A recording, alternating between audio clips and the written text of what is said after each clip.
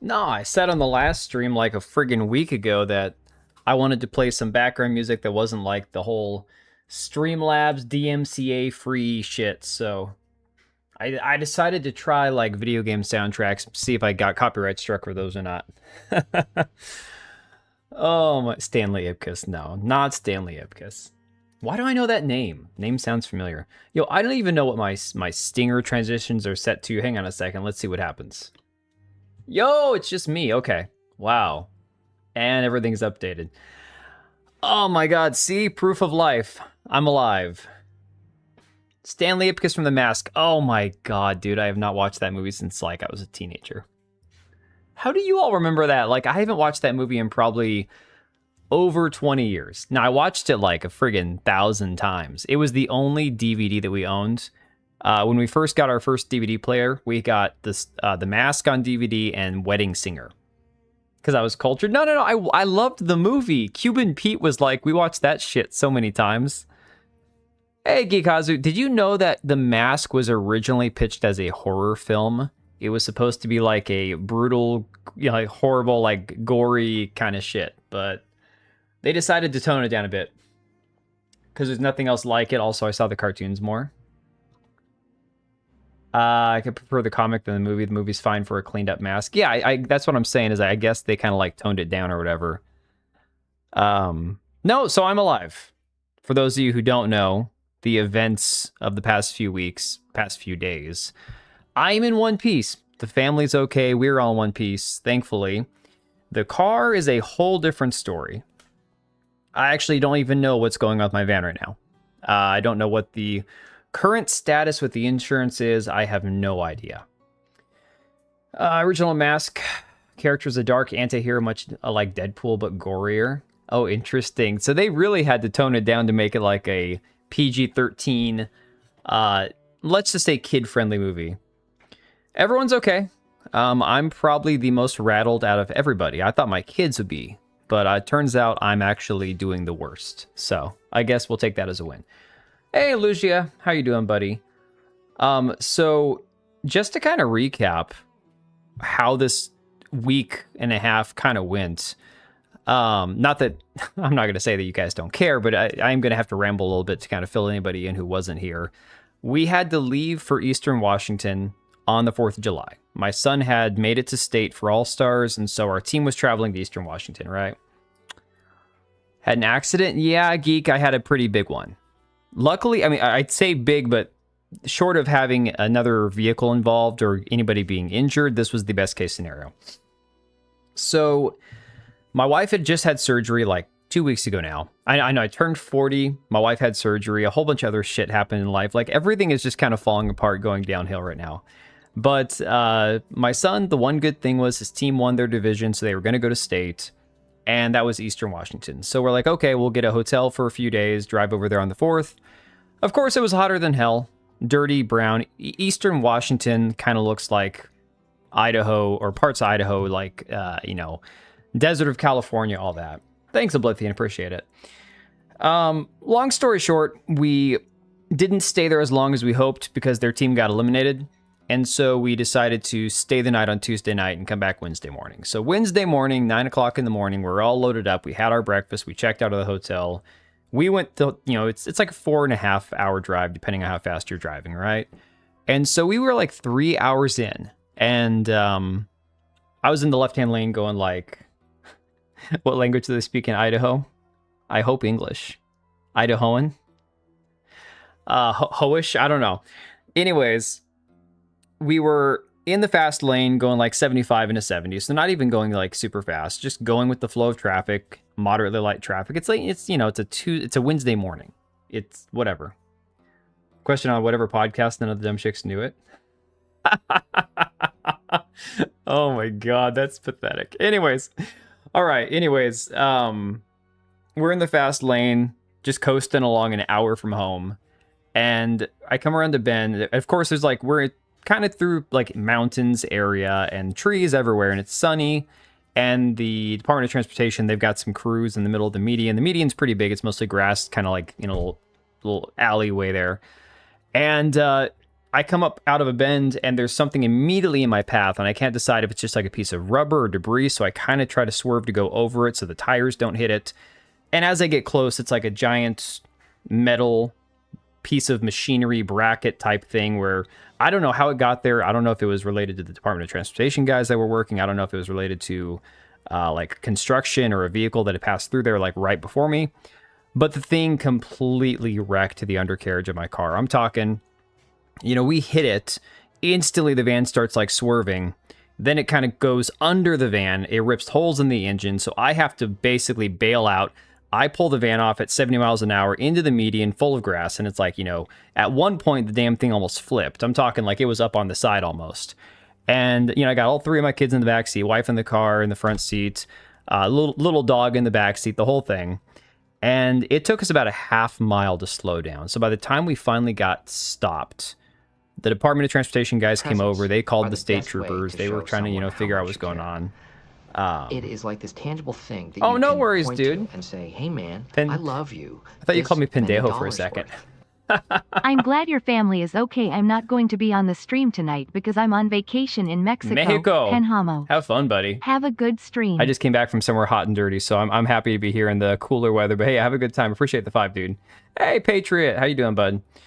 Yeah, so eventually I get the car stopped. It's smoking. We've left a trail of like fluids and parts of our car behind us. Thank you very much, sir. We all just kind of hop out of the car. I'm like, okay, I shut the car off. I'm like, out of the car now because the damn thing's smoking. I'm like, I don't know if this thing's gonna blow up. We've lost so many fluids. I have no idea. Like before I even shut the engine off, the oil, the check oil lights come on. I'm like, okay, this is bad. So DOT guy comes over. He called the cops. Cops talked to me. Power World's finally out. I haven't even thought about Power World, dude. I've been way too busy. Trail of fluids. I mean, yeah, they can go so many different ways. So at that point, the police are like, look, we're standing here in the middle of the road. Yeah, Black Cat, it was crazy. It was a little scary. And so the cop, he's like, look, you guys can call your insurance, see about getting a tow truck. We can tow you wherever you need to go. Or my tow guy, if I call him, he'll be here in 10 minutes, right? So we just go ahead and have the cop tow the car. It's sitting at an impound yard right now. Then we had to wait like an hour and a half for my wife's dad to come pick us up in his truck. We hit every bit of traffic we possibly could on the way home. We should have been home at like 1 o'clock in the afternoon. We got home at like 5 o'clock. And then I had to turn right around once we got everything out of my father-in-law's truck, brought it inside. My daughter had a softball scrimmage, and she was like, of all the things, the one thing she wanted to do that day was make it there. I'm like, well, fuck, everything else has gone wrong. I'm going to get her there. So right now we are... borrowing my mom's car for a few days until I figure out what insurance is going to do and everything else. But yeah, it's been crazy, man. Tends to me a good reaction time and control. Dude, Geek, honestly, I was calm until I got out of the car. I mean, I stayed calm the whole time. Like, I think what's hitting me now is because I don't tend to freeze up or like, overreact in situations. I don't overcorrect. I tend to stay even, keel, and cool.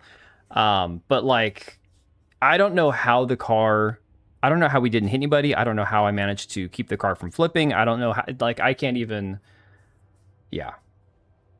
Yeah, Patriot, just happened 2 days ago. Had a similar situation years back. I was heading to work during severe downpour and storm, could barely see 15, 20 feet in front. I was on the highway, ended up ramping a tree in the road. Oh my God, dude. That's insane. Yeah, they do improve hand-eye coordination. Exactly. Yeah, for sure.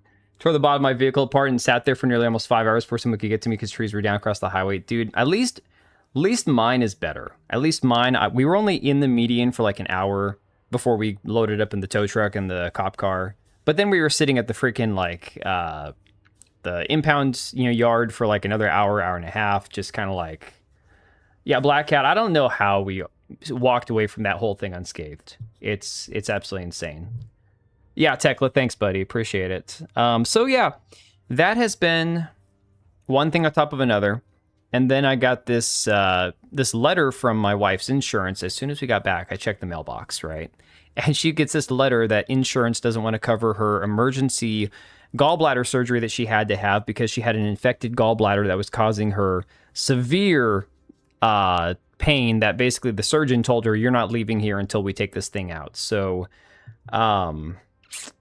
yeah, it's one thing after another. The hits just keep on coming. And it's like now work, I've got so much shit going on at work, and I'm basically, I wanted to stream last night. I'm like, you know what? I would love to stream, kind of talk about this, decompress, get it off my chest, cover some of the news, maybe play a game. I don't know. But I was so, like, even like halfway through the day today, because my daughter had her first All-Star game today, which they won, like, it wasn't even close. Her team just dominated. It was awesome. But I couldn't even mentally be there for that because I've been replaying this entire thing over my head, like, constantly on, like, repeat, just trying to figure out what could I have done differently. And it's like the police officer told me, no, you did the exact right thing. You're supposed not, it's like if you had swerved, you might have flipped, rolled the car, you might have, hit somebody else, popped a tire. It could have gone so much worse all the way across the board. But in my head, I'm like, well, what could I have done different? So it's easy. You look at the disaster, you turn 360 and walk away. Yeah. Well, Blithian, I can't prove that it was something that they left in the road. But I don't know, like, how else could it have gotten there? It was a some sort of like metal bracket, something that looked like it came off of something mechanical. Heavy rain and hurricanes can make it really suck. But this was like sunny. That's the craziest part. It was just a nice sunny morning coming out of like 100-degree Eastern Washington, coming back to where it was like 80 degrees and sunny. But it was because I'm just coasting along on the road. And, it's one of those things. You get used to seeing the little bits of debris on the road. You just kind of maneuver the car so your car goes over it. No big deal. Well, in the 100 feet that I first saw this to where I hit it, it went from looks like a little piece of rubber to, oh my God, this thing is huge. And my car, my van sat low on the ground. So I'm like, there's no way. There was no way my van was going to just go right over the top of it, That's why I hate the insurance style healthcare. They always try to get out of it. Dude, everything. So they texted my wife, they texted me these questions after I spent an hour on the phone with my insurance. And of course, I have new insurance. I just recently started a new insurance policy with a different company. Not because of any accident, but just because my insurance rate was different than it used to be. So I got a new quote. And I've only been with Progressive now for like 2 or 3 weeks. And now they have to like follow up on my past history with my previous insurer because I'm a new customer of theirs. So they want to make sure that I'm not just some like scumbag, I guess, who just wrecks his cars all the time. Yeah, I mean, I understand that, Patriot. The thing is, this was perfectly placed where for me to miss it, I would have had to risk putting one of my tires off in the median, which I didn't want to do, which ironically, I ended up in the median anyways, or completely swerve into the middle lane, right? So 3 lanes on the highway, I either had to go completely out of the way to the right or risk rolling the car. And, I had a split second time to decide. So shoulda, coulda, woulda. I've been replaying it in my head this entire time. If only you had a Somalian name. Oh my God, I don't even know. What does a Somalian name even sound like? Like Farid Jahid? I mean, that could be like anything slightly Arabic. I don't know. Oh, anyways, guys, that's kind of like... Oh, no, Omar. Yeah, there you go. That's kind of like my... Oh, the cat laid down here. My retarded little cat. She's right here, just chilling. Came out of it all right. That's what's important. Yeah, so... On one hand, I want to be like, it's cool that I'm alive. It's cool that everybody got out of there just fine, no injuries and everything else. But on the flip side, I'm stressing the fuck out because I'm like, I don't know if my insurance is going to try to screw me. They probably will. It's sitting at an impound yard. It's probably going to be like $1,000 a day that they're going to probably try to bill me for. I don't know what the insurance is going to quote because my car was paid off and it's a 2016 van. Like, they're going to lowball and probably say, oh, your car is worth $500. Henceforth you shall be known as Bacall. Oh my God. Animals running across. Here's the thing, unless it's like a deer or some large animal, if it's a raccoon or a squirrel, I would try to avoid it. But if you hit that, you're gonna just kind of bump and go over it typically. Whereas this thing, whatever it was, I'm talking, we hit it and instantly it was like the swerving and then it was like this where it goes under. The police officer, he got under there after the tow truck pulled my truck onto his flatbed. And he's like, you got like 3 holes in your engine, Be really cool if the accident fixed your back problem. Here's the ironic thing, Tekla. Here is the funniest thing actually, it's great that you mentioned that. So the trip over there, it was like 4 hours in the car, right? And I'm thinking, oh my God, this is going to kill my back. Ever since I got the last round of steroids that I had to help the inflammation, and I've been taking these damn turmeric pills You know, it's what they find in curry, or it's what they use in curry. My back has actually been doing better.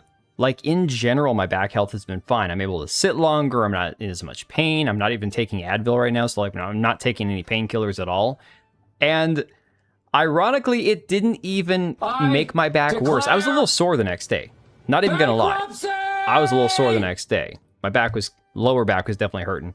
Yo, Patriot, thanks for the 2, buddy. Appreciate you, man. But yes, I mean, that was the funniest part was I actually had a follow-up with my doctor yesterday morning, the day after the accident, that I'd scheduled like 3 weeks prior to go see him and do a checkup on my back. So, yeah, exactly. So that's what I'm saying, John. Prevents unwanted boners. I cannot attest to that, unfortunately, or fortunately, I should say. At my age, I should say fortunately. Came over a hill at a regular full speed, and boom, deer. Hit it square with the front of my vehicle. Yeah, launched the deer, only barely cracked my bumper. You got to have the right car for that. If you're in a little sedan, that deer is going to win like 99% of the time. But if you're talking about a pickup truck, yeah, that's a whole different story. Whole different game right there. That is the one benefit, I think, to being a truck owner. And honestly, I mean, there's other benefits, but driving a truck, those things are expensive. Gas guzzlers, it's just insane. All right. Let me see. What exactly? I just meant there are situations where you're aiming for the middle and have to hope it ducks. Yeah. Hey, Vernum. Oh, you already know my whole horror story. If you ever want to go in detail with how I completely destroyed and fucked up my van irreparably for all of, for all of time, you can just go back and watch the first 10 minutes of the stream. But yeah, that's kind of my horror show, shit show story that's been, eating me alive here. It's unfortunate. Deer are for sure the most dangerous. We have a shitload of them over here. And honestly, I have deer that are in our neighborhood that just walk around and eat everybody's plants. And they are constantly like trying to cross the road and everything because they're not scared of anybody. It's pretty dangerous, not gonna lie. Do I have pictures of the van? I didn't get any pictures of the van. It's sitting at an impound yard. I'm sure the police officer got pictures of it. I'm going to get pictures of it when the insurance adjuster goes and takes a look at it and make sure they get photos of it. There's nothing to take pictures of from the external side of it because this is the craziest part. The entire body of the van from the front to the back and all 4 tires, nothing looks like I hit anything. That is the craziest part. All the damage is in the undercarriage. Fake influencer, there should be photos of everything. Oh, DB, exactly, man. It's crazy. I mean, technically, I'm on a very busy street, but because it's Washington, there's trees everywhere. It's like we got animals constantly, man. No, Patriot, I am a micro influencer. Hit the gritty too hard. I'm telling you, it is the craziest thing because if you look at the outside of the van, it looks fine. Now, the thing is, right away when I knew there was problems, well, obviously there was a lot of factors. The smoking coming out of the van, the impact, the swerving, the oil light kicking on. Micros, right, exactly. Hell yeah. So I walked around to the back of the van. Dude, 10,000 subscribers or less or more, 10,000 or more is considered a micro influencer. Now, I hate the term influencer anyways, so don't even call me that. But the back of the van had oil that sprayed up. I'm talking like shot up the entire back of the van. So, yeah. Besides that, there's no external body damage to speak of. It's the craziest thing. Yeah, oh, John, they're probably going to. Oil bukkake, that's basically what it looked like. It looked like some oil monster took a giant nut all over the back of my car. Micro creator, maybe? I don't even care. I don't... Dude, at this point, am I even a creator? I mean, I don't even make videos consistently. Oh, you're a real one. Remember the time Jack Doherty crashed a supercar, fucked up his friend who was still trying to stream? Yeah, dude, honestly, that kind of reminds me of that chick Extra Emily that got in trouble recently for almost hitting a car when she was streaming while driving, and then she decided to like take a 24-hour ban and then come back and be like, I'm gonna try to stream less.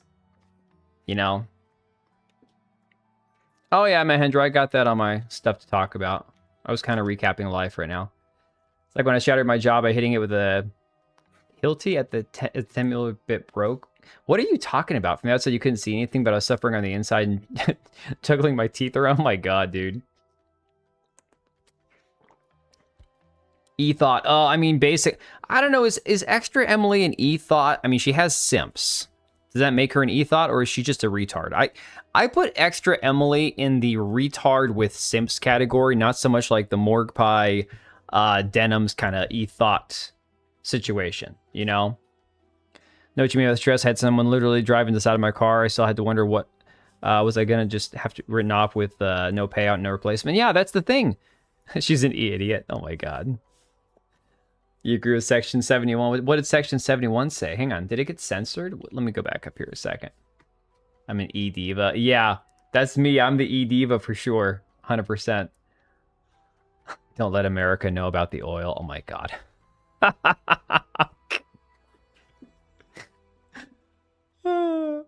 Yeah. Oh, you said both. Okay, got you. Thought Tekla was calling you an E-thought. You haven't even taken your shirt off yet. If I don't get back in shape pretty soon, I'm not gonna. Dude, I was at the hotel gym with my oldest son one time. Well, Tucker, now you hang on. The boy cat wants in. You coming in now? She's right in here. She's right there. Your sister's there. Come in or get out. Let's go. Come on. In or out? In or out? Tucker, come on. Psst, psst. Come on. No. Dude, I hate cats. Cats are the freaking worst. He's just going to sit there now that I have the door cracked, and he's never even going to make up his mind. Power tool brand, I was drilling a wall and the drill bit broke along with my jaw shortly after. Oh my god. Don't shoo the baby away. This is my fat boy here. So I got this one over here. So this cat down here, she's like, I don't know, 6 pounds, right? Come here, Tucker. Come here. Yeah, that's what I thought. I went to go pick him up and he ran off. He's just being an asshole. He is by far, he's the more lovey of the two, but he is the bigger asshole. Like unquestionable. Like he'll get in the middle of the night, he'll go in the kitchen and open up the cabinets and just kind of slam the doors shut. Cat's like, you can't boss me around. Cats are funny because honestly, like with my dog is a routine animal. He does the same things. He's predictable. He's smart. Well trained. You know, I can always anticipate what he's gonna do. Cats are retarded. They're so smart and yet so weird. Like they never follow the same pattern of behavior. There's some things that you can kind of predict, and then one day it'll just change. Like, oh my god, yeah, like this. I don't know why tonight she wanted in here while I'm streaming, but you can see she's just kind of like rolling around like a dead seal. It's always the horned, neutered boy. It's for sure. I mean, both my cats are fixed because we didn't want to have inbred babies. I guess for some breeders, they'll breed like a father with a daughter. Yeah. Well, I mean, Mahendra, I was never going to buy a PlayStation. I've never been a fan of PlayStation, and then I got to where I no longer participated in the console war, so I no longer hated or resented PlayStation. I just, at this point now, I don't know why anybody would buy a PlayStation. Shocker? No. Cats are like women, live for the drama, expect you to be a mind reader. That pretty much sums it up. That's why women like cats so much. That's why men prefer dogs and women prefer cats. Keeping the mutations in line. I mean, that's the thing, is there are some breeders that will intentionally breed like a father-daughter to get like a certain desired... I don't know. I mean, I'm not into animal breeding. It's not something that I have ever...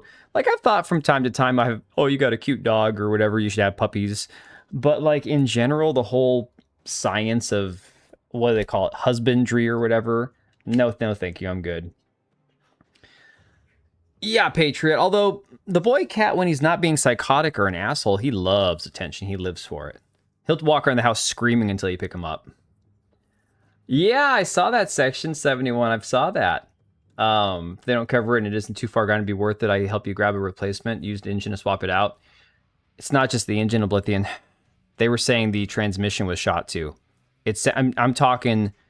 When it's a miracle that we walked away without injury, I'm not even kidding. The amount of damage that whatever this did to the the undercarriage of my van, it would cost more to repair the damage than my van is worth. When I did the Kelly Blue Book today and looked at the cost, like the replacement value of my van, you know, best case scenario, it's like $6,000. It's a 2016 van with 90,000 miles, paid off, no major damage, everything's good, no, you know, dents or anything like that, just cosmetic stuff.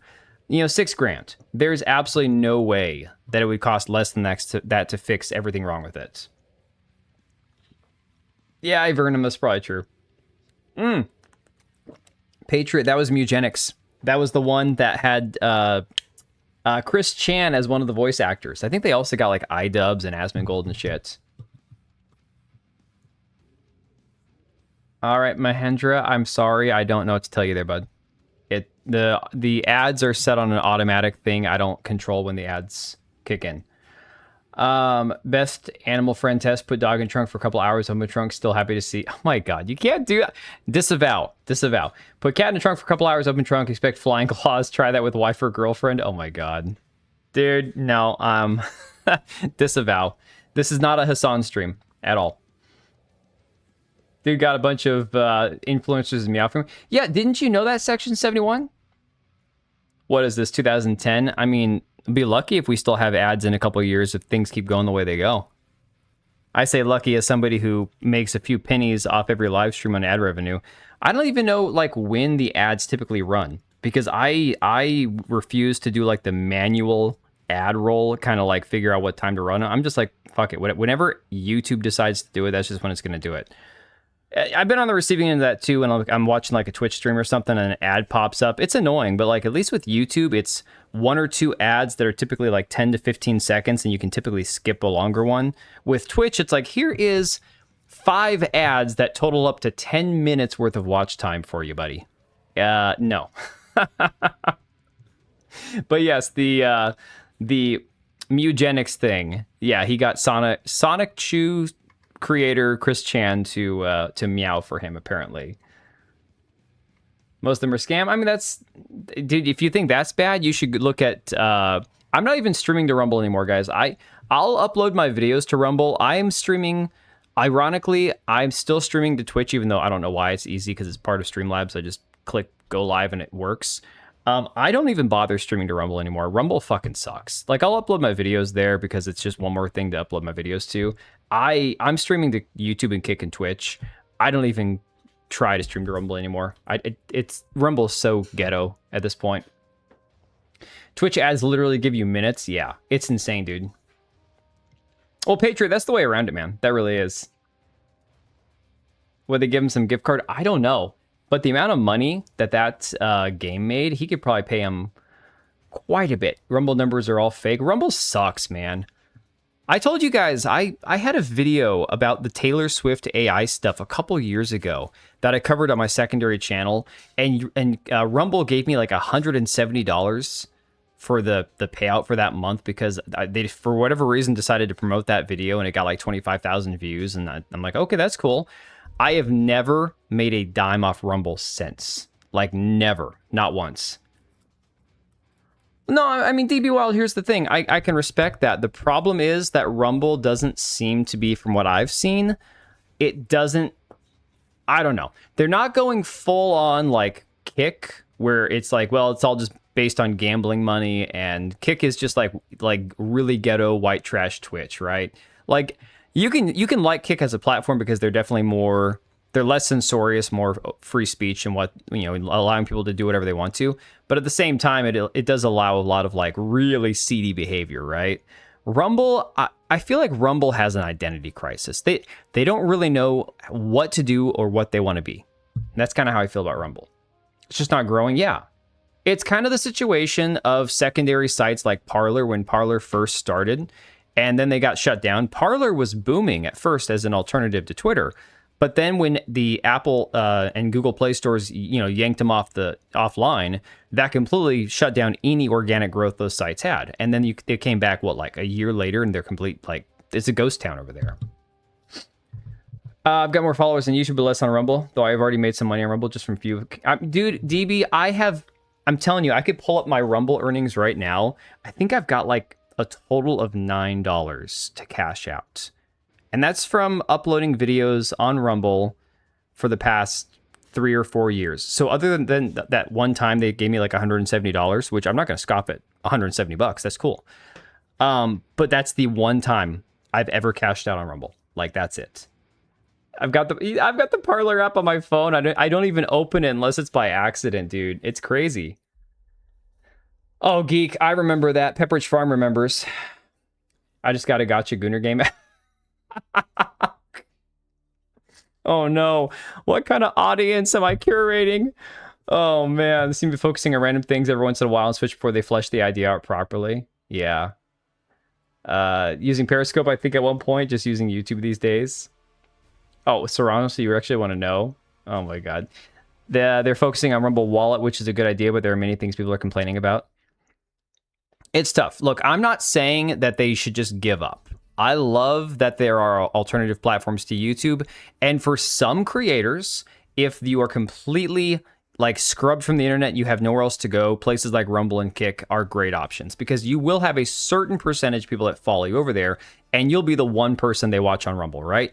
It works for certain creators. The problem is organic growth on alternative platforms seems to be non-existent, whether it's Kick, whether it's Twitch, whether it's... And I say Twitch knowing that Twitch is the mainstream, not the alternative, but still, organic growth outside of sites like YouTube, I think personally YouTube, despite all of the shit that YouTube has done over the years to basically try to ruin the platform, it still has the best discoverability, I would say, out of all the sites that exist. I don't know.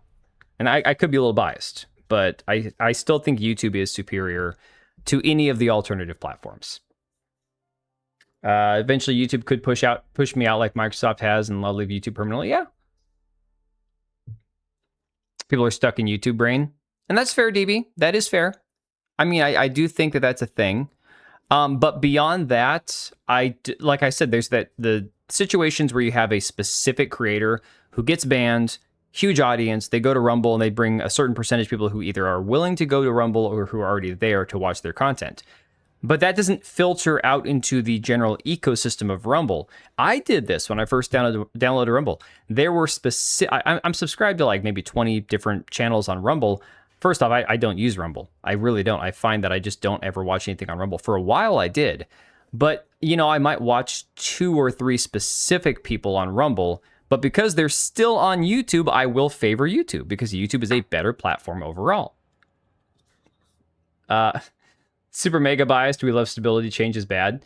Change isn't always bad. I am a creature of habit. I do not like unnecessary change. I think change can be good if it's a change for the better, if it's a change that, while painful in the process, is going to benefit everybody or the majority down the road.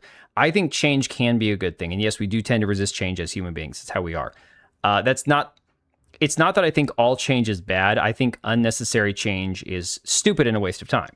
And so if I look at something and go, I'm trying to be objective about this and say, why would I change this when this thing already works? You know, really, that's what it comes down to. Because I have this phobia because my mom, my parents, we were self-employed my entire life. And we'd have a good thing going. And then my mom would get like this crazy idea and we would just change everything. It's like, but we had a good thing going and now we're completely switching gears. It doesn't make any sense, you know? You can give your change to me. I have stuff to buy. No, I'm saving every little bit of change I have at this point. I have no idea how in the hole this whole van thing is going to put me. Like, I swear to God, this is one of those things, you know? Watch most of who I do watch on Rumble. I would be watching you over there, except Work Blocks Rumble. Well, I mean, DB, the good thing about that is if you have other platforms like, you know, Kick and stuff that you can watch me on, or even on Twitter, you know, or X, I should call it. You know, I try to make myself available. I just got to the point where the only people that were watching on Rumble is one random guy who pops in here and goes, well, what do you feel about gay marriage? Do you think it should be banned? And we're talking about Marathon, you know? Well, I mean, DB, again, I have streamed there. I have streamed there consistently for like every single time I've streamed for the past, I don't know how many years now. And for me, there's no organic growth, you know? It just isn't a thing. Yeah, Marathon's gay coded. I guess there is a little bit of correlation there. The local hobo equivalent of Rumble. One point in time, we need to be the ones making decisions, not our parents, avoiding serious decision-making mistakes. Yeah, I mean, the problem is when you're a family and you work in a family business and your mom is the essential head of your family, the matriarchal one deciding everything, and your dad is one of these subservient type personalities who's willing to be the lesser and a martyr and everything in life, and he's happy to be miserable. It basically puts the onus on your strong-headed and sometimes impulsive, mother to make the decisions. And unfortunately, the way I look at it, looking back in my childhood, there are decisions you make, especially being self-employed as a family, that are for the benefit of, okay, well, we have to change something because this is eventually the money's going to run out and we got to switch gears. And then there's, oh my God, everything's going great. Why are we changing things all of a sudden? It doesn't make any sense, It would actually notify me when you went live on like YouTube. Well, that's because YouTube sucks ass. I just remembered I didn't actually put it on Discord that I was streaming. So Cage is going to wander in here in like an hour and be like, oh my God. Can I send all these pictures from his game? Yeah, I can send that. I'll send that later. My wife has asked me. I took some pictures of my kid's baseball game and my phone is frozen. No, I mean, DB, here's the thing. I have tried, and like I said, I'm still uploading. Anytime I upload, I still upload to Rumble. I've given up on Odyssey. Guys, I was live streaming to Odyssey the same time that I was live streaming to Rumble, to Twitch, to Kick, to Twitter, to YouTube, all these sites, right? Pretty quickly, I got fed up with the fact that Odyssey is just a fucking broken train wreck of a site, and I gave up. I'm like, screw this. Odyssey sucks. Like, you want to talk about a site that legitimately sucks in every capacity? Odyssey is garbage, right? I enjoy being liked. I have to be liked. Funny you were in the car and alive, but I'm not. Oh my God. But I'm not. If you're not alive, then how are you here? NS with 22 months, almost 2 years, man. Oh my God. Seen the Odyssey, the latest movie, the Weird Cast. I've seen the trailer, bits and pieces. I have not even seen, since the one that came out a month ago, I have not seen a complete trailer because I just generally don't care. But NS, thank you for 22 months. Hopefully you are doing well with your endeavors, man. I know that you're probably not ready to talk about whatever it is you're working on, but hey, hopefully things are going good. I never read the Odyssey.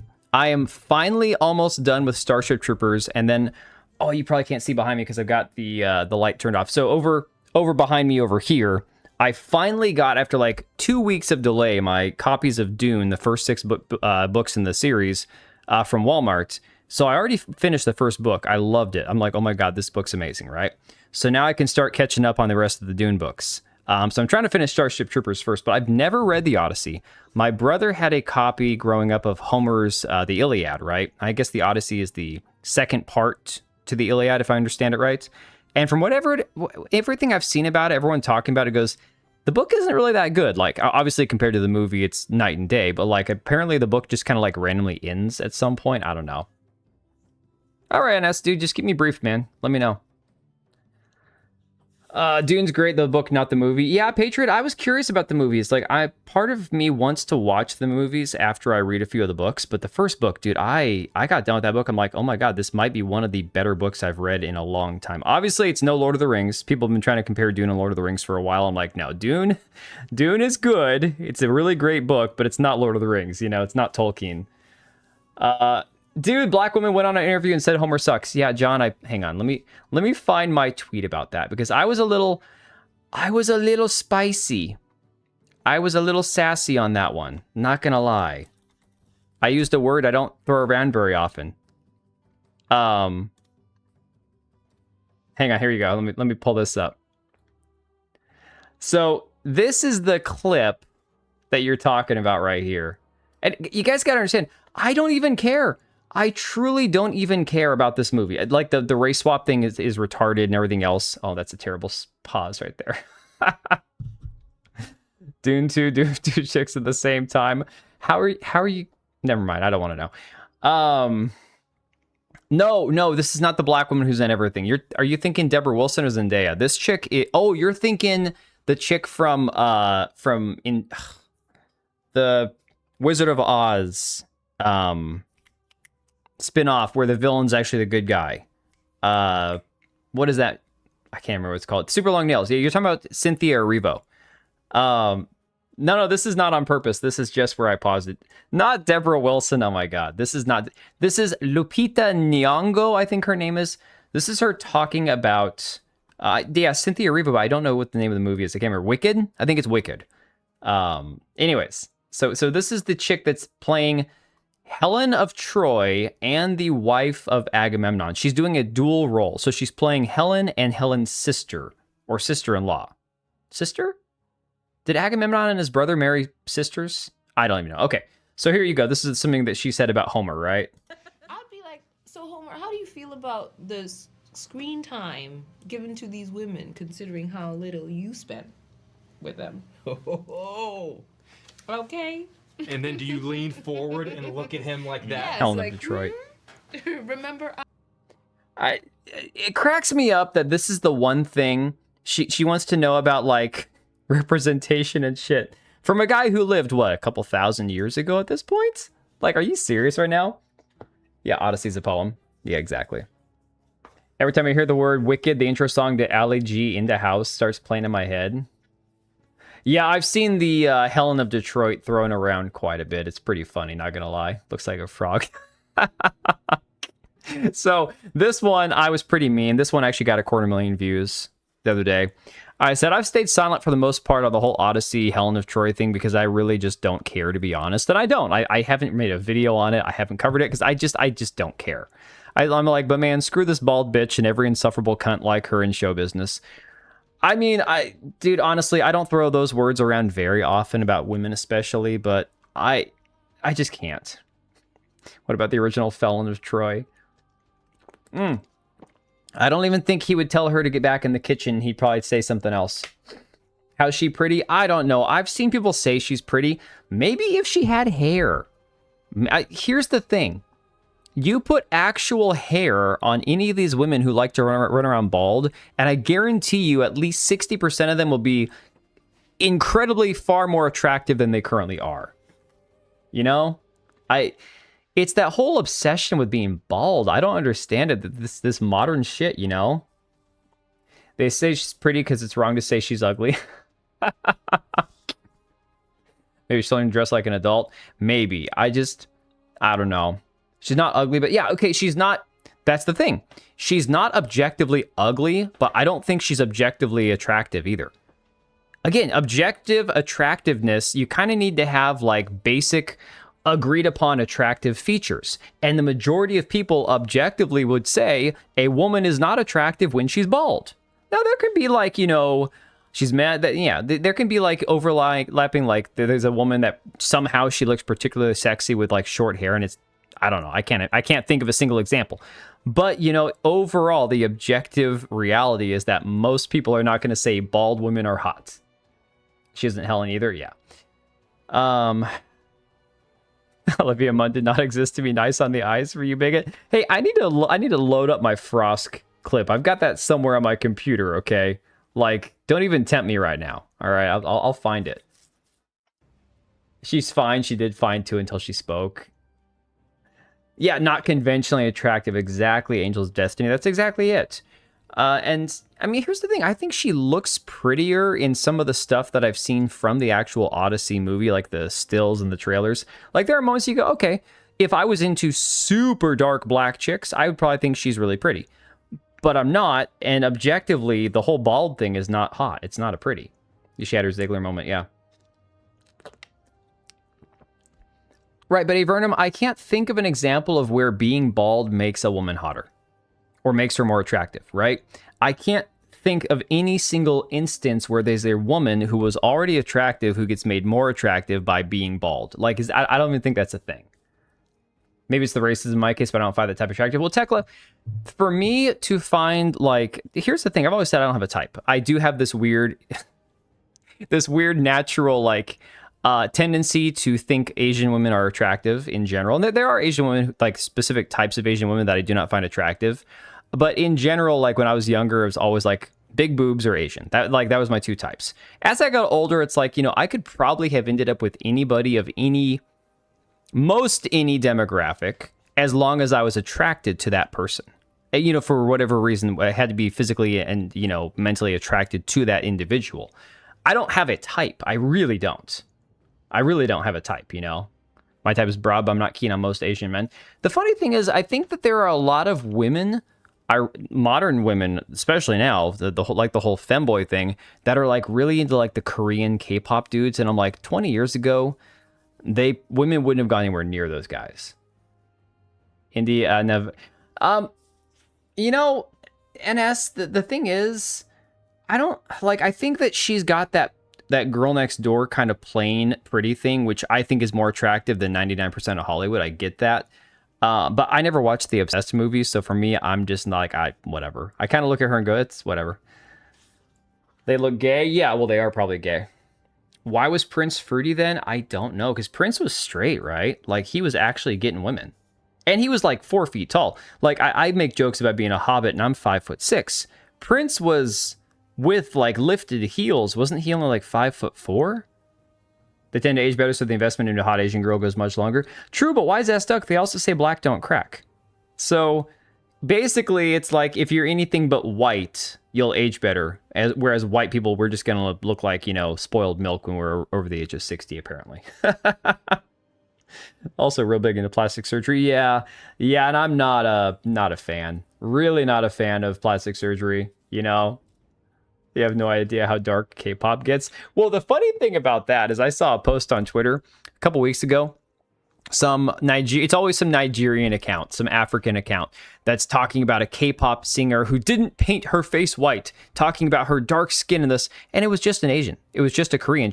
But this account's trying to make it sound like for some weird reason this Korean girl is closer to being like African than Caucasian, and scientifically speaking, that's not even true. But it's like, just because she's not pale white doesn't mean that she's black. Like, what the fuck are you smoking? Well, yeah, wise ass duck. In that case, I should be fine because I don't do any of that. Occasionally a beer every other month. You're not saying it on YouTube? Oh my God. Probably don't do it then. Feels true of my family. My mom nears her 60s, looks younger than a few of my other families. I mean, H. Brown, it's not wrong. Now, it doesn't mean that they're always going to be attractive, obviously. Now we're talking back to the topic of like objective attractiveness. That's a case-by-case basis. But in general, yeah, I mean, it does seem that white people do tend to age poorly for whatever reason, ma'am. Send you a very safe meme on Discord. You can totally tell it on stream. Oh, no, you know you can't. Come on, man. Oh, Pat Morita? Hell yeah, dude. The funny thing is, have you guys ever heard Pat Morita talk? Mr. Miyagi? You know, in the movie, he say, karate left side safe, karate right side safe, you know, wax on, wax off. He had this whole accent thing going. But, oh my God, NS. You son of a bitch. I can't say that on stream. Anyways, Pat Morita was American. Like, he had no accent whatsoever. So when he auditioned for the role of Mr. Miyagi, he just opened his mouth and started doing the like old Japanese man accent. Documentary on what went down and still it's going down on Prime. I don't even think I want to know, man. I think the attraction to K-drama, K-pop men is a weird way that American women claim to not want the beta male Americans while claiming the beta male looking Korean dudes are pure masculine. DB, that you're probably onto something there. It's a little bit like over my pay grade when it comes to like the sociological implications of that, but yeah. You never said anything about the July 4th video I sent you. Well, Vernum, I probably didn't watch it, not because I didn't want to, but you got to remember we were driving on the 4th. So in the middle of the day, we left to go to Eastern Washington, got into our hotel, and instantly had to prepare for the baseball game the next morning, which my son lost. I was running the scorekeeping for it. And then it was hot as hell. We had to get everyone food. I took a nap for like an hour on the 5th. Next day, we had another game. Then we had to console everybody and say our goodbyes. And then my kids went to the pool. And then Wednesday, we headed back. And that's when the car wrecked. So you said on the 5th. Well, I'm telling you, I've been very, very busy the couple days we were over there. I was very much like, I don't even know how much I tweeted on those days, to be honest. And then we had the ride home. That was a disaster. Pat Morita said, I haven't been Japanese since 1941. Really? Yeah, it was a little hectic. It was, and you got to remember, I took my dog with me. And I don't ever travel, and I especially don't ever travel with my dog. So he had a fun time. He was he was the life of the party. Everybody loved him. But yeah, it was a little hectic. What did you send me? Let me see this real quick. Hang on. I remember you sent me a few messages, and then of course I felt like a dick not responding or even having time to look at them. But I was just so busy, man. Like I honestly, let me see. Oh my god, the eagle with the boobs. I don't even think I played it. That is terrifying. Man, I'm not into furries. That shit is creepy as hell. I can't. Okay. I'm gonna ban you or time you out for sending me that. Now that's just disturbing as hell. He had a brief stand-up bit on the Red Fox program when he said that. Oh, that's hilarious. They have a problem with service members getting cosmetic surgeries impacting their ability to serve in Korea. Is that so? Interesting. If I were straight, I like Jessica Rabbit. Yes, but Patriot, Jessica Rabbit as in like, okay, if Jessica Rabbit were a real person, she'd be completely like fake, plastic. You're not going to find a woman naturally with the proportions that Jessica Rabbit has. So for me, I look at that and go, probably not for me. I'm not a big fan of plastic surgery at all. Actually, okay, fine. Christina Hendricks. Although Christina Hendricks has probably had some work done. Let's be fair about that. I don't get why someone in the military would be worried about their looks. I mean, depends on why they join, right? They exist. Well, you got to understand, the last time I've looked at anything that Jessica Rabbit was in was Who Framed Roger Rabbit back from the early 90s, late 80s with Bob Hoskins and Christopher Lloyd. So as I remember it from the time I was like 8 years old watching that, she looked pretty ridiculous, but I could be wrong about that. All right, I'm just going to skip. I had some really cringe shit to show you guys. Oh my god. Yeah, in the last couple days, I found some disgusting shit. I'm going to spare everybody so we can talk about like Obsidian and PlayStation and everything else, because some of this shit is just, oh my god. No? So, wait, do you want to watch the cringe or no? Because this right here, this will make you unsubscribe and never come back if I play this video. And it's only a minute and 1 second long. It's literally like 61 seconds. So do we play the cringe or do we not? PlayStation gonna get you? Oh, this one was just funny. The butter one was too much. Dude, okay. So when I first saw the butter one, it was on Twitter on my phone, and so I typically don't unmute anything on my phone, right?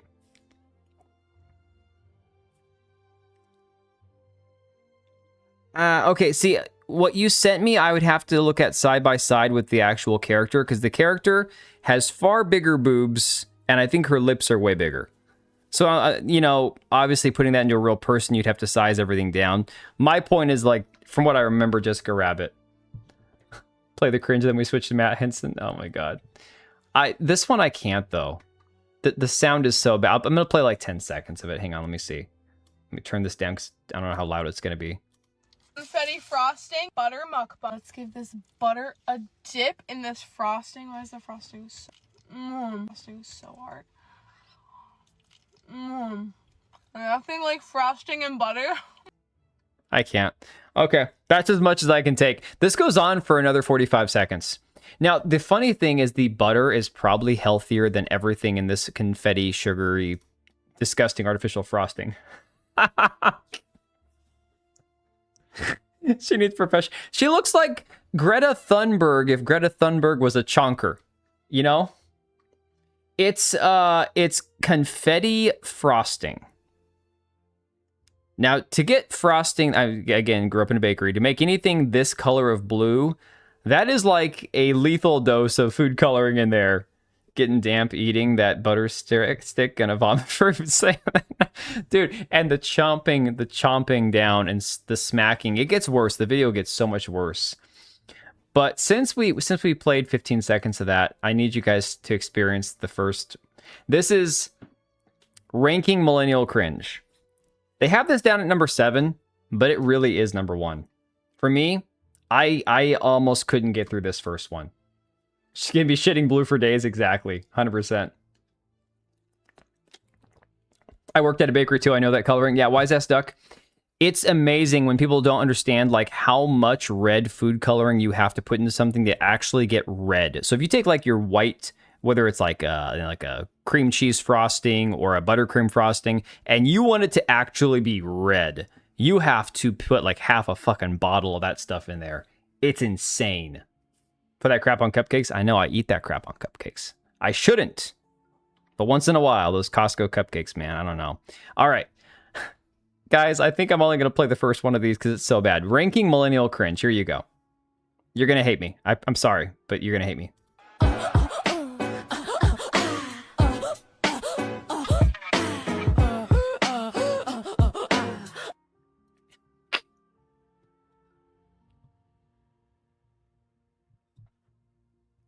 Now, what I want to know, are they saying that this is millennials doing cringe things or things that make millennials cringe? Because that's not a millennial. You're right, that's a Gen Z. Melanie Mac screeching is better. Oh, why'd you have to say that? Why'd you have to say that? Why? Why would you do that? I don't understand why you would do that. You're lucky that video is not working, okay? You're so lucky. That's Disney adults.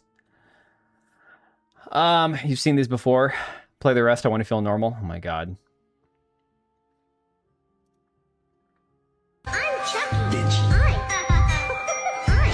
Ray. Hi. I want every one of these people's right to vote revoked. Hey, Empress. Not millennials. No.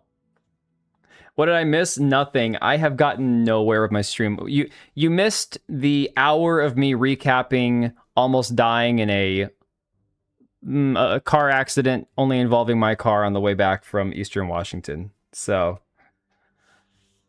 these people make me pro-abortion. I know it takes a lot for me to be that way. I really like corn. What do you like about corn? It's corn. A big corn that knobs. It has the juice. I'm sorry. The first one for me is still the worst. It is absolutely the worst. Missed us talking about banning game. We weren't even talking about banning gay marriage. I was talking about why I don't live stream on Rumble anymore because it's always the same shit. Like one person who pops in every stream. Oh, Empress, I'm fine. Everybody, my car is completely. It's dead. It's gone. It's unable to ever drive again. But we're all in one piece. So I don't mind if my girlfriend's weird like that, but I don't want to see it on the internet. You know what? Fair. I mean, you can be with a weirdo, like kind of a quirky, odd chick, and in some ways that can be really cool. But definitely not. Don't post it on the internet. Like keep that shit between you and her. You know.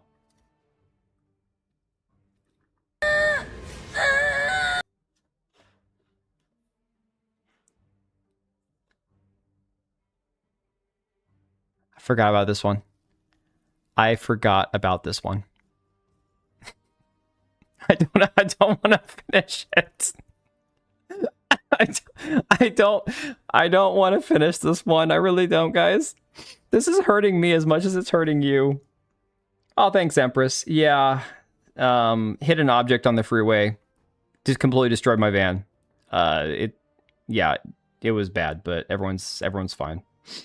I pooped. Pinky pooped.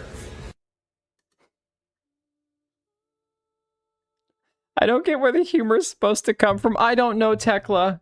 I don't know. This is the thing, though. This is where I feel like the old man, the boomer, the get off my lawn, you whippersnappers kind of guy. Because I'm the kind of person that if I see a woman, or not just a woman, let me be fair. I'm not a sexist. I'm not a misogynist. I don't hate women. I'm a chauvinist. But if I see anybody typically sitting, doing a stitch, pointing to things in their car, talking, I generally just tune out and don't watch the video. And it might be an informative video. I've seen some videos like that are actually informative. I've made a couple of videos like that about just sharing my opinion because I don't have time to make a full video. But in general, most of this type of content I will never in my life ever consume. You know? Elder millennial. An A in her name, she crazy. If she got 2 A's in her name, run, bitch. It's TikTok brain rot for women. Yeah. Hi, I'm Anna. No, the first one's still the worst. This right here, the Quirk Chungus thing. I swear I've seen this chick in other videos doing the same shit. Like the Pixar animated retarded stuff. It's so bad. It's not clear where the funny part is it? No, it's not. I'm still waiting for the humor. I mean, it's like when you see people laughing about a comedian that they see online that think is funny, or some late night talk show host who's not funny at all. And people are laughing, and you go, well, typically what happens, because I've been to a few comedy shows, either the comedian's funny and you don't need alcohol to laugh, or you get something to drink, and all of a sudden everything they say is funny, even if they're not. Number 1 was the most sane. It is. It's still cringe, but definitely it's not. Okay, no, never mind. This one here.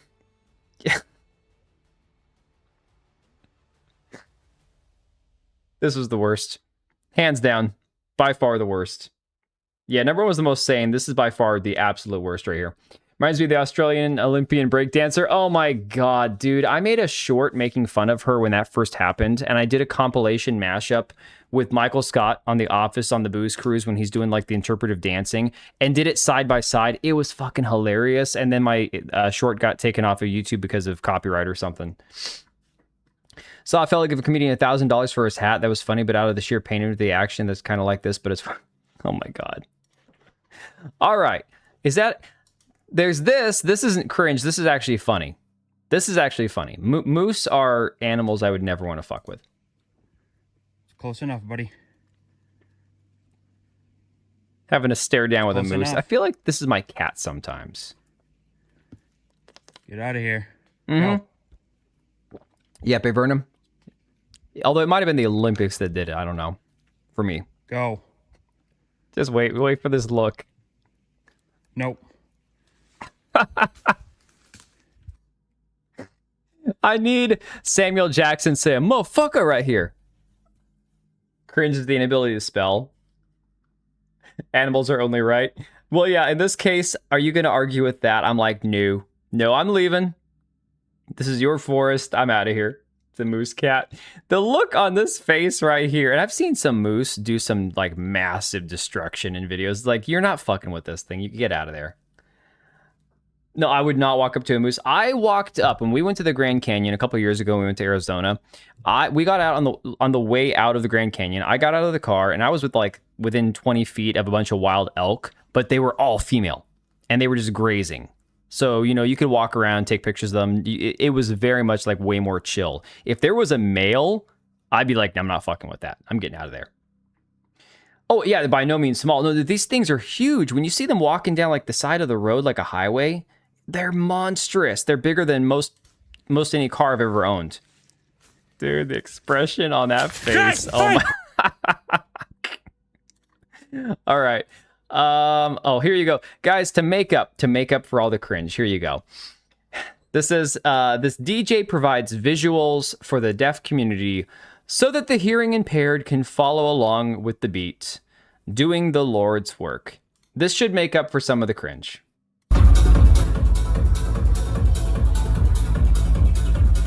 It's got a good beat too. Dire deer, basically, yeah.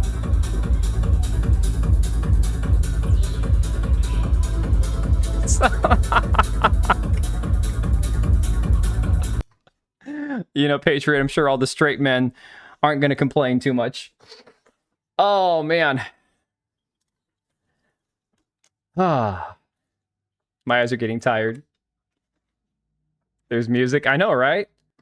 Could have fooled me. Oh, this was fascinating. Too saggy for me. Winners can't be choosers. Losers can't be choosers. What is the expression? Beggars can't be choosers. Thank you. Everything sags eventually, man. Everything sags eventually. All right, so this one, apparently a YouTuber, Rusty Cage, has been trying to kill a red star tick for over a week, and apparently it has refused to die. Moose is like fast version of elephant with antlers. Yeah, exactly. If wishes were horses, beggars would ride. I remember that one. But yes, I don't live near ticks. I hope I never encounter a tick in my entire life, for sure. Oh God, yeah, I don't want to ever be near a tick, Susano, ever. I began my experiments on the Lone Star tick. After 2 weeks of floating in water, I was certain that it had finally. Oh yeah, Patriot, perished. I've seen it. Once again, it's disturbing. I transplanted the specimen into a dry petri dish, making sure to remove any excess liquids. Upon so inspection, its limbs began to twist in what appeared to be a loss of hemolymph hydraulic pressure, the infamous death curl. Fool me twice, shame on me. Ticks respond strongly to carbon dioxide in order to detect a nearby host, and after blowing life back into the creature, it quickly began to recover. You always hear about how cockroaches are the thing you can't kill. Ticks, apparently. Crushing is the only effective method. My pet had ticks before. Yeah, ticks apparently just don't die. Apparently. Did I say apparently? Apparently. It walked once more amongst the living. For now, at least. But I'm quite certain that my next experiment will be the last. Ticks are notoriously known to be cold tolerant. However, I do not believe that it will survive 24 hours in my freezer. But there's only one way to find out. On day 16, I removed the specimen. And just as expected, no signs of life. But death is a gift that I have yet to present. Death is a gift that the tick has not earned. Jeff Goldblum looking younger there, yeah. They're still alive even if you rip the body out. Yeah, so ticks, don't you have to like remove the head if you pull the body, because the body comes off and the head stays implanted in? I've never had to deal with a tick, like ever, in my life. I've never seen one in person. On the West Coast, we don't tend to have too many of them. Meanwhile, flamethrower in the corner. Insects are basically organic robots. Yeah. Well, yeah, we have earwigs here all the time. Washington's covered in earwigs. California, Oregon, Washington, we all have earwigs over here on the West Coast. Death is a gift that can be revoked. I want to know if the thing came back to life after he froze it. Did anybody watch this video? I'm really curious. Yeah, Empress, it's just not something we tend to have so much on the West Coast. We don't get like the big nasty spiders. I mean, the worst thing we have over here is like brown recluse. We get black widows. We get poisonous spiders over here. We occasionally get, venomous snakes, but in general, it's, yeah, I mean, you don't have like massive amounts of hornets here. You don't get like the murder hornets. You don't get like the crazy amount of bugs that the US South in particular, I think has way worse insects than we do. Lots of cougars. Yeah, we got mountain lions and shit up here. We do have things. We get black bears, brown. I think we got brown bears up here. You just don't see them very often. Unless you go out, like, again, in the middle of nowhere. It can come back from being frozen. Oh, my God, dude. Ugh. Turned out it was his nipple. Oh, my God. Put a flame to a tick. If it gets in, it will dig itself out. The snag is... Oh, then snag it, wrap it in tissue, then burn it. Oh. We just have gypsies here, but they're protected by law. Oh, my God, dude. Like the ads say, hot cougars waiting for you. Click here. Oh, man. Are you... No, I'm not even going to touch that one. All right. So now that it's almost like 11 o'clock, let's get to some gaming news. I wonder if I'll ever make a video again. I might try to do a video tomorrow night. So guys, I obviously, I'm not going to stream tomorrow night. I have to work Saturday. So I'm going to have a normal work day, get to my daughter's softball game. It's starting later in the evening. And then not going to stream tomorrow night because I got to work early on Saturday. But I'll try to do a stream on Saturday night. We'll see. So maybe I'll try to actually make videos. I don't know. I mean, my channel is essentially stagnant at this point because I haven't been doing anything. Tell me that you'll play Blood of the Dawnwalker. Maybe. I might. If the game looks interesting enough, once we've seen enough of it, I'm intrigued. I'm interested. I'm not there yet. I'm not ready to do like a day one buy. And it depends on how closely it comes out to like Mortal Shell 2. If it comes out around the same time as Mortal Shell 2, man, I'm not buying both of them. So that's going to depend on, again, how things go. He's going to be playing Black Flag resynced without us? No. Re-DLC'd, yeah. No, man, I've talked about this with you guys on Discord and on stream. I don't really have much desire to play it. I loved Black Flag. It's in my top 3 Assassin's Creed games. I just don't personally have any desire to play the reboot. I don't know. I'll definitely play it. Yeah, I mean, like I said, I'm interested in Blood of the Dawnwalker. I'm just not sure that it's a day one buy for me. The Birmingham game is interesting. It's good. I'm curious for the next playtest to see kind of how they iron some stuff out. But between the original alpha test that I played, of course, the NDA'd one that we couldn't talk about, and the actual closed beta, the beta was much better. So, I mean, maybe. Oh, you're going to play Black Flag? Yeah, everyone's playing Black Flag. I don't know. I have no desire to play it. And of course, fuck Ubisoft, so I don't even judge anybody for like, I know that everyone's buying it, playing it. Have at it. I don't even care. It's funny because you can have the opinion of, screw Sony, screw GTA 6, screw Ubisoft, screw this and that, and still not care if people buy it and play the game. I'm fine if people buy it and play it. If enough people want to play it, well, that again, supply and demand. People want the game. Well, there you go. I can have my own opinion about it. It shouldn't dictate whether or not other people are able to play the game and buy it without people saying, well, you shouldn't buy this. No, buy what you want to buy, Is it possible they're refocusing on hi-fi equipment, like they say repeatedly, so don't care about PlayStation, using it as a means to borrow off of instead of selling it off? QC, you're going to have to put that into like retard language for me to understand what you're talking about. Screw Bandai, screw Nintendo, screw Square Enix. I think the Steam page was getting review bombed. Didn't look myself. Okay, so Susanna, we'll get into that in a minute. It depends on what you define as a review bomb. Legitimate complaints with a game or a product that you purchased because of scummy behavior, I don't consider that a review bomb, Still waiting to hear the changes they made for the modern audience. I mean, Angels, I've seen a few things. People have talked about like the change of cosmetics when it comes to like the way that the appearance of like the whores, the hookers and stuff in the game. They either fatten them up or whatever. I don't know. It's like there are some complaints people have. I guess Anne Bonny, they made her cleavage less obvious. Look, those are the things that you've come to expect these days. So if you're going to be buying a modern reboot, you're going to notice that they're toning down sexuality in games. There's reasons they do that. It's because of all this bullshit they've been pushing for years. I just don't want to replay. I mean, I thought Black Flag was amazing. The one playthrough of it for me, I got all the accomplishments done. I explored everything. I got all the shanties, did all the deep sea dives and fought all the ships and had a great time. I don't personally have a desire to replay it either. They've said they want to shift focus to audio and video equipment again for years now. They may not really give a shit what happens to PlayStation if they want out, especially if they don't see a future in consoles. Instead of selling it, they can borrow off the company as it's profitable. Banks allow you to take debt off value. We'll give them the capital to start an venture. QC, I can't imagine a world where Sony pulls an Xbox and tries to get out of the console game. Look, I've been saying for years now, it would not shock me if Xbox eventually gave up on consoles entirely. Now, Asha Sharma is trying her best to kind of like rebrand and revitalize the Xbox brand itself, and getting rid of consoles would not be the best way to do that. But PlayStation, Sony getting rid of PlayStation, getting rid of consoles, I can't see that. But they sold like how many million units of PlayStation 5 with 5 games? There's no way, man. I get what you're saying, and I understand kind of like the train of thought, but I can't imagine Sony getting rid of PlayStation, like the consoles. There's just no way. They sell too many of them. I mean, okay, so they recently said that they're not going to subsidize PlayStations. They're going to charge you what it actually costs to make it and then some.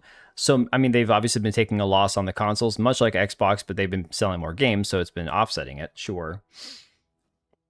Send link to Asha, let's talk with her. I don't have a direct line, man. Made a sailing focus game like Black Flag would be happy campers. Right, exactly. 100%. I'm not buying anything from Ubisoft or EA or CDPR anymore. Yeah. Sony nixed an entire hardware division back in the day. Right, but that was back in the day. That's not now, man. I don't know. I cannot see them doing. doing that. For Microsoft, the Xbox thing is just a side gig, but Sony, it's one of their main ventures. I hope they get sued to hell for the RAM thing. I hope everyone gets sued, man. Everyone except me. Let's see. If I didn't make money, though, you can't borrow from a company that isn't worth anything. Again, not saying it's true, just trying to make some sense. I mean, I understand trying to rationalize stupid decisions. I get it. It's all a guessing game at this point, guys. I just don't think the notion that's... I mean, how many PlayStation 5s have they sold? 90 million units or some crazy shit like that? I can't imagine a world in where they stop selling consoles. I don't know. Have you heard a lot of Sony executives sold a majority of their stock? Yeah, so this article over here from Insider Gaming says Sony CEO sells over half his stock. Sorry, I'm burping.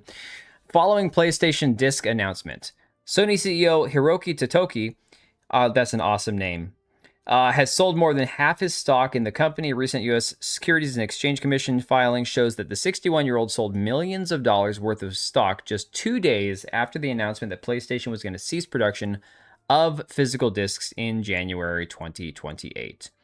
He sold 250,000 shares practically, $21 a share, pulled in roughly $4.7 million on the transaction. It was 56% of his total stake in the company. That's pretty huge. Wasn't even watching that. I've just had this article sitting here, not even talking about it. It's funny. How many consoles without disk drive did they sell within that? Let me pull an Asmongold a second. Although I just showered and my house is clean, so the comparison ends there. All these AI suck, but we'll just use ChatGPT just for the hell of it. Am I not logged in? Can I not ask questions without being logged in? Let me see here. How many total PS5 consoles have been sold? And what is the breakdown between diskless versions? I can't. My fucking brain is tired.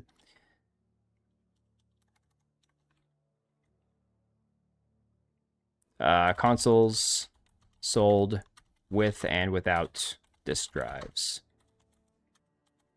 There we go. Why you got to do the Rat King like that? Hey, I don't even hate Asmongold. Okay, there are people who legitimately loathe him. I just, you know, I try to not do the whole, oh, I'm going to type in something, get a ChatGPT answer and pull up on stream. So Disc Edition, including Slim Disc, estimated share 80 to 82%, based on a total of 93.7 million units sold. Digital only edition, including Slim Digital, was 18 to 20%, averaging 17 to 19 million. Okay, now he wants back in. Tucker, she's sleeping, bud. Come on. Come on. She's sleeping. She is sleeping. He just wants to come in and pester his sister. Oh, God, you're getting fatter. Hey, stop. Stop. She's sleeping, dude. Anyways, yes, this is the chonker. This is the big fat boy. All right. Let her sleep. Oh. Cute rabbit you got there. Yeah, it's like a 13-pound rabbit. Don't. Hey, leave her alone. Do not bite her. He's trying to get her attention. Oh my God, he's giving her a bath. Oh, there they go. I don't know if you can hear the growling or not, but she's not happy with him right now. Sir Chonks a lot? Yeah. No, he's very fat. Mine are always with a disc driver. I wouldn't buy one without a disc driver, like a actual disc drive in it. So again, 80% or so are the ones that actually have a disc drive in them. According to ChatGPT, for what it's worth, you know. Cat's eating better than you do. Don't be saying that. I've actually put on a few pounds in the last couple of years here. I got the same info from Grok that does well for analytical and numbers-based stuff. Oh, there you go. Think could wrestle Kata to the ground. Yeah. Yeah, he's a big boy. He's a fat boy. Okay, so it says right here... Since the sale of the stock, Sony's share price hasn't changed much. In fact, as a publication, Sony shares are trading slightly higher at 21.20 on the New York Stock Exchange. In the 8 days since the announcement, Sony's stock is actually up 6%. Interesting. All right. But again, there's been some other issues that they found. Apparently, there is the fine print for terms of service within PlayStation's online store. It says if you have not used your account for at least 36 months, we may take steps to close it. I don't know if this is a new thing with PlayStation or not, but this is just one more piece of the pile, like piece of the puzzle for the shit pile that we've got going on here, where people are mad at PlayStation for all this digital-only stuff. It says, in that case, we will contact you via the email address registered to your account and give you 6 months to either log into your account or contact us and tell us to keep your account open. So if you slip into a coma for a couple of years and the last thing that you're worried about is your PlayStation account, because obviously you're in a coma, and you can't respond to an email, okay, well, we're just going to close your account. No big deal. 80% of customers are pissed off right now at Sony. They should be. Cat's the head of the house. Oh, he runs the house. Did you leave? Oh my God, he left. I'm going to shut the door again. Son of a bitch. Hi, Amber's. Hey, pretty girl. What's you doing? Okay. Oh. Yeah, she's the little princess and her brother is the big asshole. Okay, Geek, here's the thing. Yes, 3 years is a very long period of time, but do you or do you not own your purchases? If I choose to buy something, okay, I've got books on my shelf. I have books that I have not read since I purchased them 15 years ago. You know? Should I not get the right to own them? If I want to wait another 10 years to read my book, should it disappear from my bookshelf? You know? I don't think I logged into Origin the past 3 years, but I still have some stuff on there. This goes back to the idea about, like, you know, whether or not you actually own digital stuff. And of course, everyone's like, well, you don't. You own a digital license to it. Okay. Then why does my license expire simply because I haven't used it? You know? I've switched consoles for longer than 3 years. If I miss an email, I lose my entire library. This BS. That's what I'm saying. It's like, yeah, the 3 years thing sounds like, oh, well, if you can't respond within 3 years, guys, that's crazy. Sure. That's a reasonable thought. Except why is it reasonable that you should have to tell them, oh no, I'm still alive, please don't delete my stuff, you know? Little communismish, but still, I think it has to do with servers and cloud space. Yeah, but who cares? That's their problem to figure out, right? I mean, can we look at this from the customer's perspective? I had this argument years ago with Matt, the guy that helped me build my computer. And he's over in Texas, so we were talking about this on Discord. And he's like talking about how, you know, the situation when it comes to a game. For example, Minecraft used to be multiplayer on Nintendo, and then they made it only single player because it stopped working properly on the Switch. As a customer, I don't give a shit that Nintendo's not responsible for how they properly or improperly, you know, put the game on Nintendo Switch or how they optimized it. The customer doesn't care how the sausage is made. The customer just wants to eat the sausage. Right? In this situation, it's not on the customer to care how much cloud space PlayStation has or how much it's devoted to or it's taking up space. That's not the customer's problem, right? So I must buy physical. The problem is now they end physical. Well, and the problem, Geek, is that they've been allowed to basically take physical to a point where physical doesn't even mean anything anymore. And we'll talk about that in a second with like the whole Black Flag thing. If PlayStation wants to refund me at a 200% rate for every digital purchase I'm robbed of, okay, let it be. Yeah, for sure. People can't recognize bad principle because they have no good ones. That's a great quote. Where'd that come from? I love that. Will PlayStation change buy to license agreed? No, they would never. No, if you spent $60 on a game and PlayStation's like, okay, add this to your cart, agree to temporarily use license that can be revoked at any time rather than buy game, people wouldn't click the buy button because you're telling them, well, you want to give us money for this and we appreciate that, but basically we're going to tell you at any point we reserve the right to tell you go fuck yourself and we're going to take it back from you. You know, isn't that like the Netflix system or similar? I think everything's going that way. Okay, this kind of falls into the Asmongold territory of him basically saying, well, you know, everything's going digital, so stop complaining about physical. All we need is digital protection, digital rights protections. How do you get digital rights protections when there's no physical? Physical is the only way to enforce digital rights protections because physical gives you another option. If you don't have physical, though, there will never be digital rights protections because once it's all digital, you're fucked. I know, but if inherently flawed and can fuck up the calculations, then why risk relying on it for that? As soon as it failed once, I'll always be risking using the wrong result. What did DB Wild say? It's only there to be a tool to help you, not do all for you. That's what people don't understand. Always double check. Are we talking about AI? Oh, you're talking about AI. Yeah. You stop hating hours and I get to leave for work. It's all good, H. Brown. To be fair, it's not your fault. It's me streaming on a weird night because life has been weird, you know? When Gabe dies, we best praise someone of the same morals. Dude, QC, you're not even lying, man. You're not lying. But with the best thing to see, let me refresh this real quick. PlayStation, after this whole decision leaked, how they're going to go away from physical discs and everything's going to be digital, and basically because they can, they had stopped posting on their PlayStation account on Twitter for a few days. It got pretty obvious that they were kind of going radio silent. If you go through now, every single post is either community noted or has a community note in progress here. Literally, like this one here for once human heads to PS5 on August 25th has a community note saying important information on consumer rights. Sony is currently attempting to establish a digital monopoly by eliminating physical media, and as a result, free competition in the distribution of PS video games, providing users with non-transferable, revocable licenses instead. Now, typos aside, that's pretty awesome, right?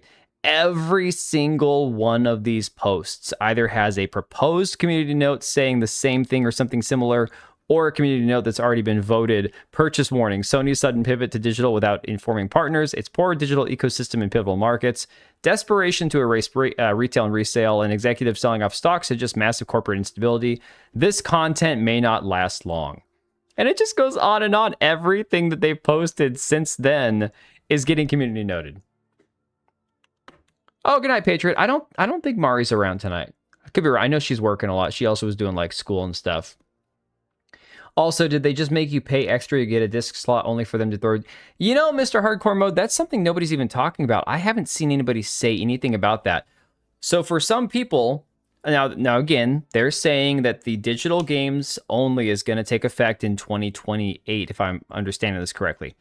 The problem is, there's still going to be games that are compatible with the PS5 in 2028 that are coming out, right? Has PlayStation completely, like any game that they're making from this point forward, are there any games moving forward that are not going to be like PS5 compatible? Obviously, the games they're making are PS6, but sometimes there are games that are kind of like bridging the gap between the consoles, right? So unless they stop making PS5 compatible games entirely, people have bought disc drives assuming they can buy games on disc, and now they're basically saying, no, you can't have anything, you know? To be fair, Sony ponies don't know how to spell. I love how Xbox has a huge ability to get a win here, and instead they quietly basically said they're doing the same thing. Right. Well, did they say it out loud, or was it leaked from like an inside source talking about Xbox? I can't remember if they actually made a statement or not. But this, again, a lot of this information came from Jason Schreier, everyone's favorite shrew. Says, Jason Schreier shared new information about the future of physical format on PlayStation. Sony considers that its digital player base is already large enough to do without those who continue buying games in physical format. The company will not change its retail distribution model. Stores will continue selling boxes, but these will only include a digital code. Currently, when Sony sells a first-party physical game to a retailer, the latter gets around 30% of the sale price. With the 100% digital format, Sony would keep all those revenues. As a result, the company expects to significantly increase its profit margins. So, I'm pro-capitalism. I'm pro-businesses getting... The cat's hunting something. What do you see, Ivy? You see a spider? I'm pro-companies valuing their products at a certain price and saying, hey, do you want to pay for this? We're saying it's worth this much money. If you don't want to pay for it, that's fine. That's your choice. You know, pay for what you can afford and what you see value in, right?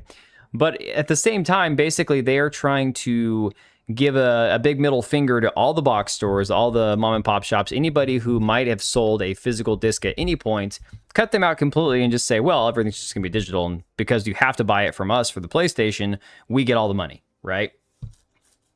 Retailers should be most annoyed. Right, Oblivion, I would imagine retailers are the most pissed off. Capitalism requires ownership. Ah, there you go. Fair enough. That is actually a great point. Yeah, one of the foundations of capitalism is property rights, ownership. Exactly. Sega, here's your up. Wait, doesn't Nintendo own Sega now? I thought Nintendo owned Sega. Like, I thought they acquired them in the last decade or so. So it becomes corporatism, right? And Mr. Hardcore Mode, this is what I've said many times now. My problem is not with capitalism. My problem was with corporatism. It's with cronyism. It's with, again, all that shit. How dare I say that? I thought at some point, did Sega start off as a Nintendo project? I can't remember. You're talking to somebody, you guys, I don't play Sega games. I don't play Sonic. I have this absolute disinterest in all Sonic games. I am the anti-Leon from Words of Paradise. I have zero interest in like 99% of Sega games. Okay. I like to go way back to a discussion that should have been had. What about all those people who still don't have high-speed internet or constant internet or console gamers? How do they play? It's a good question, DB. It's a great question. Like, how do they view that as, for all the people, all these companies that are like, accessibility. I see your poop cube in the background. Yeah, I had a GameCube, man. I had a GameCube. So what? They were competitors until they weren't. What's wrong with my poop cube? GameCube was awesome. That was the last Nintendo I bought before the Nintendo Switch, because after the GameCube, they all went gay with the Nintendo Wii movement shit, and I'm like, I'm not buying this. At that point, I had Xboxes and Nintendos. I'm like, I'm just going to keep buying Xboxes, because screw Nintendo. This whole Wii nunchuck gay swinging your hand around controller movement shit, this is ass. This is for somebody's grandma or their 4-year-old. Like, I'm over there playing hardcore, like Soul Calibur 2, like, you know, all these fighting games with intricate combos and shit, and Nintendo's like, here's a waving nunchuck. Nintendo, wee! Hey Plex, how's it going, buddy? The dildo controllers, yeah. I don't need the GameCube. Guys, literally on my 9060, I can run any modern game that I need to, and they all look good, even if I turn down the settings. I won't need to even think about a different computer situation for years down the road, which is good because the computers are getting so expensive, you know? It was terrible. People are only nostalgic for it. Now it was terrible in the moment. We had a release like every 6 to 8 months. Yeah. I had some good games on the GameCube, though. Last Nintendo I bought was a bootleg SNES thing that could play Sega Genesis. Oh my God. 69ing your software, giggity. All right. So he says here, additional information from other reports, Sony would be convinced that over time, most players will end up accepting the transition to 100% digital ecosystem. The company believes that users will continue supporting PlayStation even without the option to buy physical games. Additionally, they consider that it's not necessary to maintain direct communication with fans about this decision, as they trust in the strength of their brand and the loyalty of their community. Now, here is something where I'm going to agree with Sony. I actually agree with Sony. They will be fine doing this, because their fucking retarded fan base will have no problem. I know that PlayStation users are mad at Sony right now, right? Everyone's saying that everyone's mad at Sony. Everyone's mad at Sony. Even the ponies are mad at Sony. They'll still buy the next system. They'll still switch over and do digital only. This won't stop them. The FOMO with a lot of like the PlayStation fanboys is too strong. They will still do it. If you die from exhaustion, oh my God, dude, for real. Yes, people will accept 100% digital ecosystem. It's called Steam. But, hey, Vernon, we're talking about people that are the PlayStation loyalists. Again, how many, like, console exclusives does PlayStation have a year that are worth buying? I don't mean how many total console exclusives do they have. How many come out each year, new releases that are legitimately worth buying at $70 to $80 a piece? Knowing at any point the game can be digitally, like, again, revoked from your digital library or delisted for any reason, that are exclusive to Sony that are worth playing. Like Zero, that's how I feel about it. I asked Sony Pony friend if this whole thing bothered him, and he said not at all, since he only buys digital anyways. Well, there you go. Conditioned on FOMO. Yeah. Intergalactic would be worth it. Hey, you know what? Intergalactic's a game that I would almost be curious to stream if I had a PlayStation, but I'm not buying one. Not doing it. So getting into deviating from PlayStation, talking about Xbox, this is something that I'm sure a few people are excited about. I'm excited about this and for the implications that it has for Xbox and people like Matt Hansen. When you don't own anything, is it stealing? No, it's not. Well, yeah, and Stellar Blade is going to be, again, on PC as well. So I don't buy on Steam. I only bought boxes and on GOG. You bought the collector's edition Mortal Shell 2, correct, Techlip? You bought that for your PS5. I wonder, do you know if Mortal Shell 2 is going to be on GOG? I haven't even looked to see if it's going to be on there yet. I'd be curious to see if it is. I need to actually think about playing more, like, I know I have games on GOG. I just need to actually install some of them. So again, they decided after all the studio cuts, after all the rumors about layoffs and everything else, and they were like, oh no, the Avowed sequel, it's fine, it's still happening. Everyone's like, wait a second, we're getting an Avowed sequel? I thought that game was ass, right? Well, apparently they're canceling that now too. All the people losing their minds that everyone got laid off from id Software. I don't get the hate. The last Doom blew and they killed Wolfenstein with what crap, let them go. QC, here's the thing. I've got a tweet pulled up somewhere. Maybe I didn't save it. But they had a clip, like a snippet from Doom the Dark Ages, a game that I never got around to playing because at the time I had my 5600 XT in my computer and I couldn't run Doom the Dark Ages because it had to have ray tracing on. Then when I switched graphics cards and the game was no longer even being talked about, I'm like, I don't even feel like playing the game. So I never got to play it for myself. But somebody shared a snippet, like a 30-second clip of the game itself. You know, gameplay and all that. And they're like, this is the game that they destroyed the studio for. This game was amazing, blah, blah, blah. That's like, guys, everybody was underwhelmed by Doom the Dark Ages. I watched the trailer. I was hyped about it. It looked great. And then all I heard about it was basically, yeah, this isn't Doom. This sucks, you know? PS5 version, it's coming out next month. Can you ask your question again? Oh, yeah. Do you know if it's going to be on GOG? Dark Ages was shit. Everyone said that, man. Not excited at all. Even if one of the creators has come back to Obsidian, the team is still mostly loons. Sony Fallout will suck donkey balls. Yeah, I could see that, man. I could certainly see that. Wildly slow and mediocre, which sucks because the trailers had the game hyped up so much. I was so excited based on the trailers alone. And then the game came out and everyone's like, yeah, this isn't good.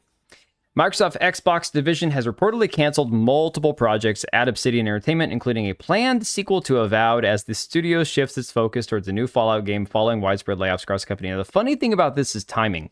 I recently saw a tweet a couple of days ago from somebody saying, like, why is Obsidian wasting their time with an Avowed sequel when you've got a show on Amazon like Fallout? And I know the Fallout fanboys hate the show. I get it. But people genuinely like the show, whether they're retarded millennials who never played Fallout or not, like myself. People like the show.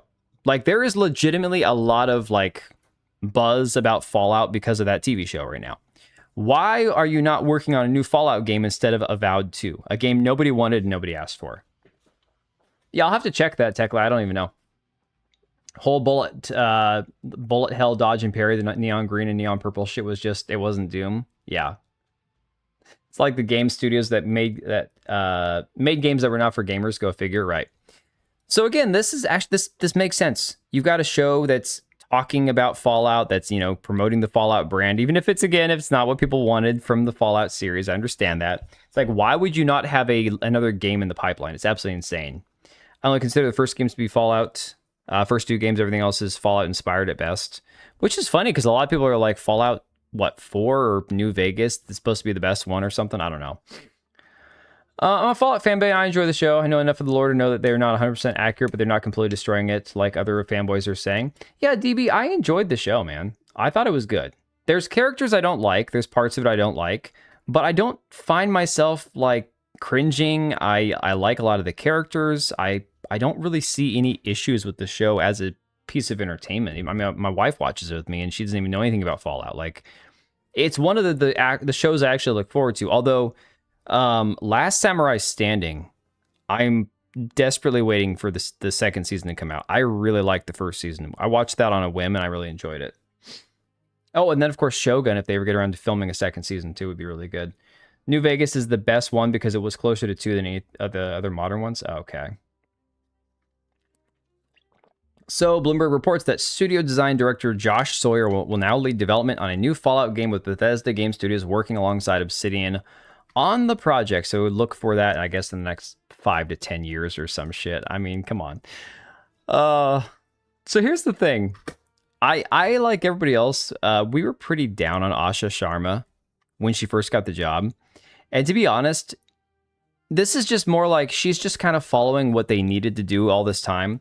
It's not like she's doing anything like new and creative and all this other stuff. It's basically, no, she's shutting down studios that needed to be shut down, sold off, canceling projects that needed to be going away a long time ago. And nobody had the brains to even, pull the Swarma, to pull the trigger, So I don't even know if it's a matter of like, she's amazing and she's going to be the one that saves Xbox versus she's just looking at it like common sense as an outsider going, this doesn't work. Like nothing you guys have been doing for the past 8 years is working, right? Yeah, she's doing what Microsoft does best, and I hate Microsoft. Yeah. If you don't understand that Fallout has always been a spoof of itself, I would ask you to turn in your fan card. Fallout has always had campiness. Oh, you're talking about people who watch the show and hate it? Yeah. She's just undoing Phil's BS. Not even joking. It takes place at the same general... where the same general are, uses story beats. The axed original Fallout 3 and Obsidian at the same time had a couple of the original devs too. Mr. Hardcore Mode loves Sharma now. I mean, I love what she's doing, but I don't know if it's like something I can even give her credit for, or if it's just the fact that she is doing, like I said, the common sense thing, So apparently she has been named as an advisor to the U.S. Federal Reserve on jobs and productivity, which is absolutely hilarious because of the fact that she's slashing so many jobs. Federal Reserve has brought her on as an advisor for productivity and jobs. She's the only CEO apparently on this advisory board. She was named as one of 3 advisors on the Productivity and Jobs Task Force, which the Federal Reserve says will be assessing, among other things, the impact of, it's AI. It's because of her history in AI. That makes sense. Absolutely hated the lighting in 3 in New Vegas. Everything looked deep fried. Oh, did it have the piss filter going on? Is that what it was? She's helping the pink slip industry. Their stock must be amazing right now. Yeah, like I said, there's still time. Like, the jury's kind of still out on her at this point. Sharma's appointment comes the same week she has enacted sweeping layoffs across the Xbox business, impacting 1,600 jobs and stretching to 3,200 by the end of Microsoft's business year. The crazy thing, and I've got these out of order, we'll talk about some of the people who've been let go, but like, you got people here saying, Legacy Killer saying, I'd be more excited for Obsidian working on a new Fallout if they actually wanted to make it. Also, if the Outer Worlds 2 and Avowed were actually good. They did interviews last year flat out saying that they're not interested in it anymore and they wanted to focus to their franchises. So this was from a PC Gamer article saying, sorry Fallout fans, but Obsidian isn't really interested in making New Vegas 2 after years of working on other people's games. The studio is finding joy in doing its own thing. The problem is that joy has led to nothing. Avowed was good? No. So I don't understand this mindset of, well, we wanted to make our own thing. Okay, the thing that you made was ass. And even for people who enjoyed it, you cannot deny. I think it was, I can't remember if it was Wise Ass Duck or somebody else saying that they actually thought Avowed was decent. You can still think the game's fine and accept the fact that the game lost them a shit ton of money. You can be the one person on this planet that thought Star Wars Outlaws was the greatest game of all time. That game still cost Ubisoft hundreds of millions of dollars. Kind of like, actually, I think Wise Ass Duck also played Skull and Bones and said it's really good for $3, right? But the game allegedly cost $600 million and wasn't the thing that they wanted it to be. It's almost, she is a shawarma hero. Oh my God. You're just killing me here. You got this guy here, Slandered One, saying, Obsidian has already made it publicly known that they did not want to make a Fallout game. Microsoft is pointing a gun to their heads and forcing them to do it. Imagine if Larian was forced to make Baldur's Gate 4. What's the likelihood that game would have turned out great? I have very little faith that New Vegas 2 gives players what they want. And so the replies to this guy, Bandar Hub saying, a gun needs to be pointed at every Xbox game studio. It's business, not a communist system where they leech off of other game successes. And Slandered responds and says, what game was Obsidian leeching from? They have an extensive catalog of games that are cherished to this day. So Bandar says, from Minecraft's success as well as other big game successes, it has already been reported to have happened, and I suspected it as well. Under XGS, they were at their worst. If that is what creative freedom gives you, then they're better off working on other IPs that are successful. That's the thing. Unblock me, Paul. Paul's never going to unblock me. He is never going to. Paul. Paul. If you're watching, I love you. Man, Paul Tassi is such a piece of shit. Oh my god. The man who wants to complain about grifters and rage peddlers, and then he goes to YouTube. Let me find you his latest video from I think it was today or yesterday. Let me see. Hang on a second. Let me find this one. This one's good. I told you this weird, like, morbid fascination he has, like this newfound understanding of how YouTube works, where he pretends that he doesn't want to make a video about something. You know, Sungrand Studio did that at the very end too. Oh, I guess I have to talk about this thing now. It's like I'm being forced to talk about this. Take a look at this shit right here. Okay, this is the stuff I'm talking about. Paul Tassi, one day ago. Well, time to check in on Marathon, I guess. 53,000 views. Mind you, Paul Tassi doesn't do any editing for his videos whatsoever. It is literally turn on camera, film for 15 to 20 minutes. He doesn't even clip out segments where he might ramble. Now, to Paul's credit, people don't like him, and I understand he's really boring. He doesn't ramble much. He actually doesn't have a whole lot of stuttering that he has to cut out. A lot of ums, you know, like the quartering, right? Oh, I remember you made a parody of Sungrand, yeah. But this, I love this for him, you know? The fact that he has to make rage bait, essentially, when he has spent so many years criticizing rage bait. But for him, it's like, I'm being forced to talk about this again. Oh, gee gosh, this sucks so bad, guys. Just this boring mug all the time, doesn't even show memes. I know. Because it wouldn't be Paul Tassi if it wasn't focused on him the entire time. You got to understand that. He's a serious journalist. So for him, he's got to be front and center in the video, right? That's the thing. This guy here, Aiden the Joker, says, imagine forcing people to do their jobs, give their customers what they want, and do a good job. Why do game devs get such grace? Imagine if this was a plumber. Telling him what you want done, he delays, does something else you didn't want, and it's half-assed. Yeah. Are they interested in being paid? They produce trash repeatedly when left to their own devices. Time to get to fucking work or hit the road. Their last 4 games were Pentiment, Avowed, Grounded, and TOW2. What the hell is TOW2? I identify as a block Tassie. I was already starting to forget about the guy. Oh, I'm sorry, Burnham. I'm so sorry. I just commented, keep coming out in defense of games like Veilguard, Jason. Oh my god. Yeah, I've got that tweet pulled up also. Can somebody tell me what Pentiment was and TOW2?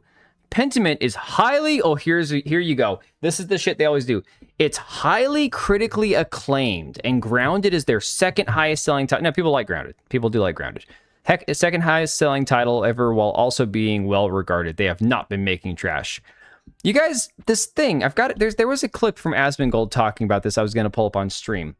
This whole thing about them, well, they made these award-winning games. The journalists give them the awards. They give the journalists the games that they want. And then it's this incestuous cycle between the games journalists and the studios making games that are designed to win specific awards, the diversity awards, the accessibility awards, all that shit, right? Never heard of it? Oh, The Outer Worlds 2. How did The Outer Worlds 2 do? How did it perform? Not well, if I understand it correctly, right? So here he is, again, sucking their massive, I should say, shriveled dick. You know, for whatever reason. It sucked. Yeah, Grounded I played a couple times. It was decent for a survival crafting game. It wasn't my thing. I didn't want to play a little kid stuck in grass being chased by ants. I'd rather play like Ark or you know, Valheim or whatever. TOW2 sucked hard. That's what I thought. Obsidian got to make Avowed, Pentiment, and The Outer Worlds 2. They failed at making anything that sold enough to justify their existence. So this isn't just Microsoft putting a gun to their head. This is them handing Microsoft a loaded gun after kicking them in the nuts. That right there is perfect, right? That's honestly the best description of it that I've ever heard. So, Learning the Law says Avowed sequel shut down. Avowed's art director fired. Your prestige game prestige gaming journalist Jason Schreier, known for celebrating any game that makes the Chuds mad, loved Avowed. Bad news, the same well-known communist team is making the next Fallout. So Jason Schreier on Blue Sky last February. Pleased to report that I love Avowed, the latest RPG from Obsidian. I had expected strong writing and combat, but what surprised me and kept me wanting more, even after 40 hours, is the exploration. Everywhere you turn, there's a secret or treasure or rooftop to climb. It's dense and full of life. So he loved Avowed, apparently. That's how he got his little jollies, I guess. I don't know. Peaked at 1,250 players. That's crazy. Schreier's voice is more soy than his mug. It's so bad. It's so really bad. And of course, talking about the art director, it was this dude here, Matt Hansen. Reminder to Black artists out there who are looking for portfolio reviews or job advice. My DMs are open and you will always have my priority. We got too many crusty white dudes in this field. Please let me help you replace me one day. I want to go back to living in the woods. Yes. Well, now he gets to go live out his dream of living in the woods, right? Yeah, you have Chris Avallone here saying, pretty sure Daniel, the art director, tweeted openly about refusing to hire straight white men. I hope he never works again. And Chris Avallone responded and said, this is incorrect. Daniel did not post anything along those lines, and Daniel's a good guy. He was great on the Fallout DLCs and really put his shoulder into it. The developer who posted it was Matt Hansen, and yes, he was laid off too. Oh, man. Looks like the guy from Scary Movie with the small deformed hand. Yeah, oh, it's worse. I think there's a clip of Jason Schreier floating around out there talking about, like, the PlayStation percentages that they make. I couldn't bring myself to unmute it because his voice is so painful to listen to. Like, it's so bad. Apparently, this is going to have an effect on Fallout 76. So if Cage was here... Yo, Truth, how's it going, buddy? If Cage were here, he might be upset because I know he's the only guy on this planet who loves Fallout 76. Dude will be hired at Sony, probably. Hope Chris is having a blast with these layoffs. It's a shame. It's a shame how he got removed from his own company back then. Yeah. It's not the same old Obsidian, though. Outer Worlds 1 was already shit. People just wanted to tease Bethesda, saying that Obsidian makes better Fallout games. Is that what that is? Jason has a greedy merchant goblin from Crimson Desert's Peak. I still have that saved in my bookmarks because I never know when I'm going to need it. Basically, anything that I'm worried is going to disappear where I won't be able to find it one day, I bookmark. So the Jason Schreier Goblin Merchant, that one is saved in my bookmarks on Twitter. I've got the most random bookmarks, and I don't categorize anything. They're all just saved there. Fallout 76 is fine, but that is yet another Fallout property that changed the lore big time. It is funny that so many people were complaining about the TV show changing the lore when it sounds like the lore wasn't even like consistent between the games. That is kind of wild, not gonna lie. Best of Fallout 76 is the community. The updates and official game content is all trash full of LGBTQ stuff. Well, okay. I mean, to be fair, no, I'm not even gonna dog on Fallout as a franchise because even though it was not one that I actually cared to play, plenty of people enjoyed Fallout, you know? So Palworld is available on Steam for 30% off. That's cool. I'm not gonna buy it. I just don't care. I don't know. I'll Pat Morita's stand up. I'll watch that later on, man. I don't use the bookmark feature on Twitter. I just download everything to disk. I have to, man, because if I'm going to pull stuff up on stream, I have to bookmark it. And as I get around to it, as I think of it, I'm like, I might need that for a video, might need that for a stream. Laid off id Software artist says Microsoft is nuking the team into the dirt and it is now the size of a support studio. This is, again, going back to more of what Asha Sharma's got going on. And the funniest part is the people talking about how id Software doesn't deserve this. I'm like, what have they done in the past decade? Like, honestly, it's Palworld 1.0. That's why it's 30% off. I know, I just can't rationalize buying a game that I know I'm never going to play, man. I got Keymailer sent me a copy of Enshrouded, which I totally need to... I've got it installed. I need to play it tomorrow night at some point. I need to play it this weekend, maybe if I get time. I could even stream it on Saturday, because I don't think I have anything else to stream at the moment. It's like a crafting survival fantasy game shit, so it's like, hey, I'm down for that. Sometimes you get hooked up with good games. Sometimes they're utter dog shit. So this guy here, Derek Best, former principal VFX artist at id, said a little over 12 years ended unceremoniously the day before the DLC launch. We all crunched to get out the door. Crunch. My God, I'm so sick and tired of that word. Looking back on it all, it was a wild ride being there for such a successful rebirth of a franchise. I got to have such a big role on so much of these 3 games and all the related DLC. I got to work with some of the most talented people I've ever met. I got to see engine innovation at a level that sets the bar. You made a bad game. You made a bad game, you know? All devs that had the Houdini knowledge for procedural modeling or cached animations were wiped out, so all the work for Doom the Dark Ages and that program has gone to waste with no one to carry it on. Now, I'm not over here saying, you know, screw Doom, it's the worst game ever, it's garbage. I defended the game when it first came out because everyone's like, oh, that woman's such a man. I'm like, yeah, she looks like a woman to me, whatever. But at the end of the day, it's like, I never played the game. The reviews were bad. People said it was just not a Doom game. Maybe it's karma for screwing over Mick Gordon. I don't know. Maybe. I've been working 2.5 to 3.5 extra hours a day all weeks because of packaging needs for Walmart. Don't hear me bitching. Dude, QC, I mean, that's the thing. Especially being self-employed from in my situation. If there are days that I stay longer at work because there's nobody else to get this shit done, who am I going to go bitch to? Why would I waste my time bitching about it? Doom Eternal was the most successful game they've released so far. Oh, interesting. I was not aware of that. Experience powerful nostalgia towards Fallout 2. There's nothing like it. The sad thing is, a lot of those games that I have that nostalgia factor for aren't always great when you go back and replay them. Oh, now the dog wants in. It's puppy time. Hang on. Hey, Burps. Hey, your butt. Here. Go. Now's your chance. All right, hang on. Okay, you want to say hi, I know. Hang on. And hi, bud. Yeah, he was in the car when we had the accident, and he was scared out of his mind. Stop licking my face. He was scared out of his mind, but he had a fun weekend otherwise. He got to hang out with my son's baseball team. He was like everyone's favorite part of the entire trip. That's a proper pet, I know. Yeah, he's a good boy. Like I said, it's a miracle that the 6 living things that were in the car, none of us were injured, you know? Goldie has a new rival. Oh, no. This guy, he's a hot mess. He doesn't avoid anymore. What happened to your camera? So what I figured out, can you stop trying to lick me? What I figured out was if I turn off the overhead light, although the lighting is good in here, and I just have the light from my monitor, the little LED lights I have running on the floor, and then of course like the little bit of ring light, it puts enough light on him and on me that it actually works well. Are you guys both going out? She's rolling around on the floor. She's more like a squirrel than a cat, I swear to God.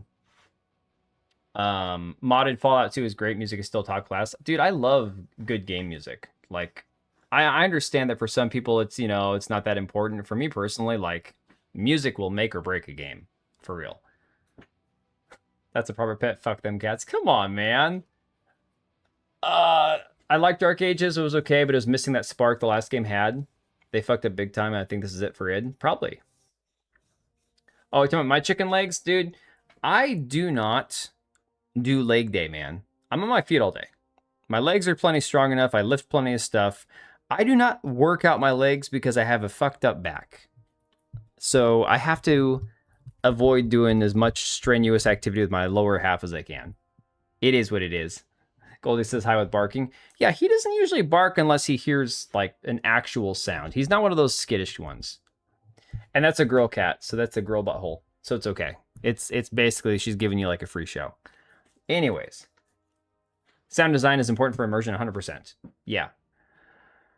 Let me see here. Great job, Microsoft. Nothing says business success like nuking a team into the dirt and relegating them to support studio size while also throwing out massive technological achievements. If you see any of those caught up in the layoffs out there, let Microsoft's loss be your gain as you pick up some of the best and brightest devs in the industry. Well, if they have any skill or talent, then they certainly will probably get hired somewhere else, you know? Does your kitty have an OF account? Ivy, you got one of them nasty girl accounts, do you? Yes, no? You showing off the goods?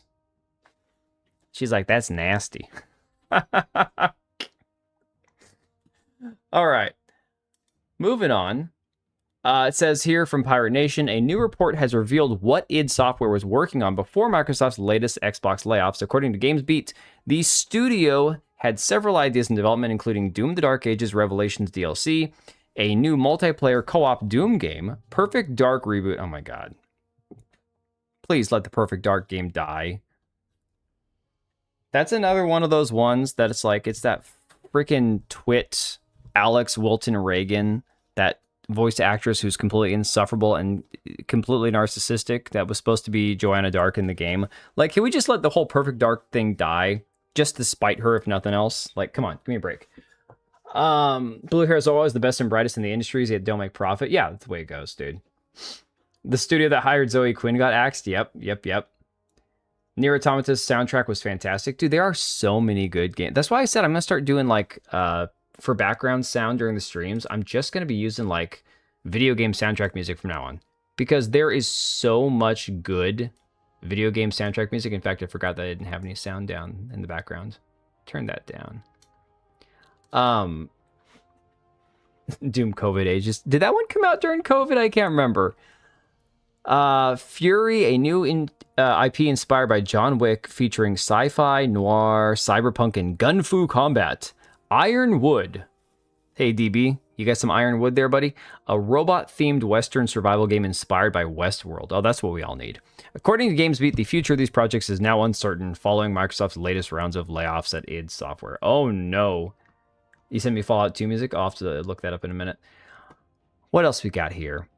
Kevin LaChapelle has reportedly been laid off from Microsoft after 37 years with the company.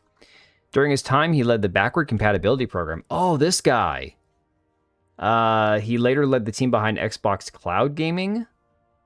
I'll add my name to the list of people who were laid off today at Xbox. This ends my 37 years at Microsoft. See, I don't know if he had much hand in, like, the bad decisions that were made, like a lot of the stupid shit that happens, but that's crazy. That's a big name. Also, Christiane Meister, this chick, this was contentious. So every time people talked about the Elder Scrolls games, she was always in the meme of the three women, the two that had, like, the fat with the pink or the blue hair, and then the third one. And people were always like, this is modern Bethesda. These women are the reason that, you know, Bethesda sucks. And then you go back and they've all been working on Bethesda games for, like, the past 20 plus years, right? So I don't know whether or not this particular woman is to blame for modern Bethesda being complete trash. It says she's a core veteran, 27 years, core Bethesda artist who worked on Skyrim, Oblivion, Morrowind, Fallout 3, and Fallout 4. I think that's enough of a resume to say I don't think she's the reason behind everything being bad, you know? Brothers in Arms, great game. Oh, that's one that I never played. Battle Brothers music is epic. Curse of the Emperor. No, QC, you're not wrong. Especially if they had any sort of, like, ideological bias that was then encouraged or enabled as they got older and got more emboldened. That could absolutely be a thing. My point is simply, especially if you look at the world of game developers and you look back at, like, the original game devs being, like, the awkward kind of nerdy guys, right? By extension, the women that would be involved in game dev, you wouldn't expect to be, like, drop-dead gorgeous, amazing-looking people. You'd imagine that they were kind of like frumpy, odd-looking people as well. Introverts, nerds, whatever, outcasts. So the fact that they're, like, fat and frumpy and weird-looking isn't an instant, like, red flag for me, especially because most of them are probably in their 50s at this point. I used the Ruined City soundtrack from Nier Automata. That one is good for background music. Let me look that up. Ruins, how long is it? I mean, I'm not going to be on that much longer. Ruined City.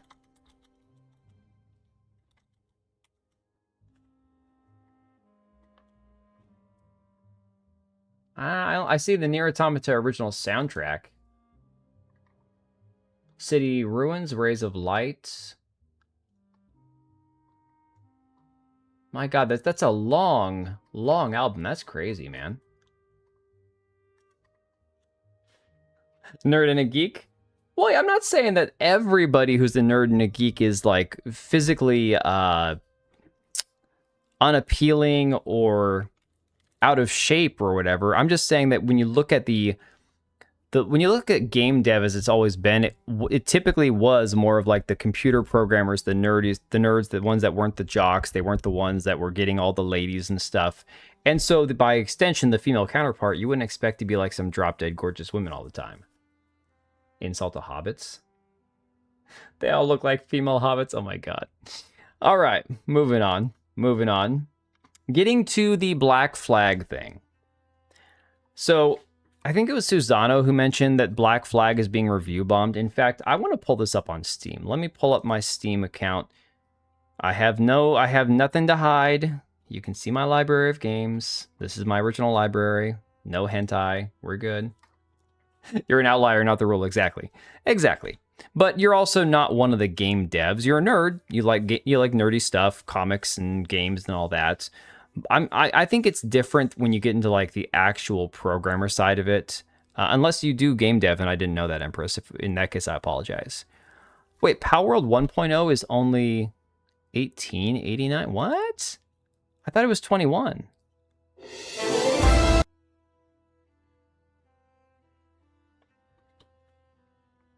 Oh, because I already have Enshrouded. Oh my god. Dude, I got Enshrouded for free from Keymailer this week. Craftopia sucks. I mean, it doesn't suck, but Craftopia is not great. My kid played that for a while. Oh, man. So, Palworld is less than $20 if you already own Enshrouded. Like Black Flag, but racist. What are we talking about? Rays of Light is the one. DB, I did no such thing. You know that.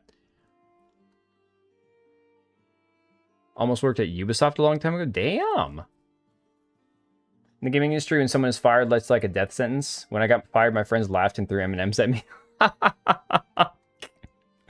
Okay, there is this weird thing with game devs. Like we talked about the whole crunch thing. And it's like every job has busy times and slow times, and every job you're going to have to work overtime at some point or work harder than other times. I don't understand why there's so much fucking sympathy, or at least expected like sympathy or victimhood shit for game developers. Yes, I get it. You're in a situation much like all of entertainment where people are going to rip apart the thing that you've made no matter how hard you've worked. But that's called entertainment. People are allowed to criticize something. They're allowed to say this thing is shit, you know?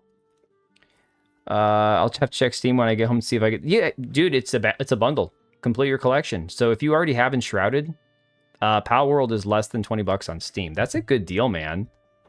That's crazy. But yeah, it's insane. You expect Laura Fryer among devs, let's be real. Are we saying that as in like as the norm? Or in general, because Laura Fryer is not exactly like smoking hot, but she's a nice looking lady. She probably was more attractive back in the day. Now she just looks like somebody's grandma, but certainly not ugly. Gaming nowadays is like getting a Hummer from a chick with braces. Oh my god.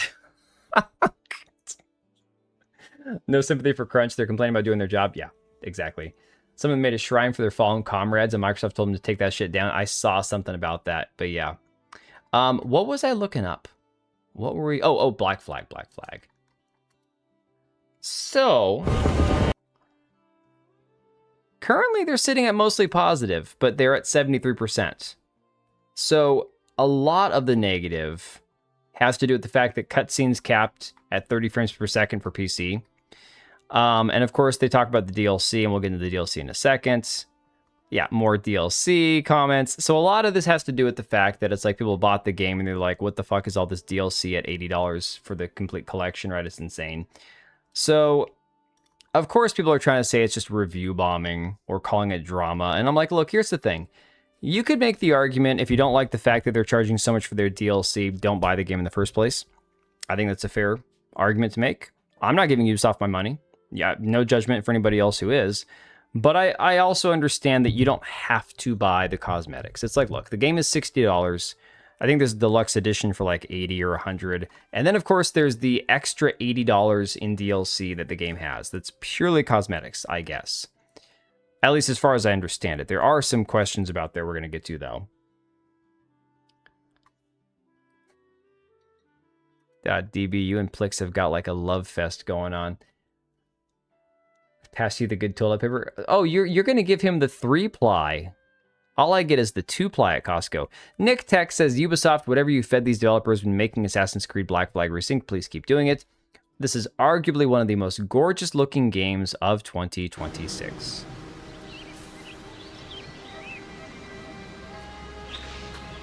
I mean, it looks like a turtle. Now, I don't mean to just shit on the game, because if people think this looks great, that's fine. This looks like Windrose. This looks like other games that have water and sunsets in them. I don't know. Like, I'm not saying this looks bad. I just don't understand. There are games that look this good from, what, 10 years ago? Should be some old mates there. I think there is a certain amount of hype and glazing going on that's undeniable. There are plenty. You get out on the water on Valheim, like at sunset or something, with the low poly, graphics that you have in Valheim, and that game is gorgeous. And that game is, like 8 gigabytes to install compared to this shit that's probably like 130. They're congratulating them for not fucking up the game. It's true. It is true, because is it Nick Tech or somebody else that has like a pros and cons list of this game? And basically the pros are that they didn't fuck it up. Like, in all seriousness, it's the craziest thing. Game's fantastic graphics wise. Yeah, no, the game looks fine. Like, I'm not even going to complain about the game. The problem I have is the fact that they're acting like this is the most amazing game they've ever seen. I've seen games with better looking animals than this turtle right here. Like, so if we're talking about, like, if you want to go through this with a fine-tooth comb, I played Windrose, they look nothing alike in person. I'm not saying the games look alike. You're not getting what I'm saying. I'm saying as far as, like, gorgeous looking game. Are we talking about the sunset or the water? I'm not impressed by water graphics in a game. It's like every game, you can get games that run on different engines that have like amazing lighting effects and amazing water effects. That's great. How does the game play? How does it hold up in comparison to the original game?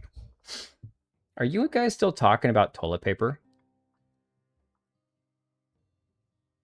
Well, and Empress, to be fair, this isn't even a YouTube video. This is a Twitter video. And for some weird reason, when people upload shit on Twitter, it is always like, oh, this is 2160. Okay. When I see a lot of videos on Twitter, sometimes it'll be like 720p or some shit. And I'm like, that's garbage. Why would you even upload that? It's just insane. Trading a ton of no sugar gummies and sleeping pills. It's called what? Oh my God, dude. Yeah, you guys are sick. You guys need help. Let me see here. So you've got the Does It Play official account saying Assassin's Creed Black Flag Resynced on PS5.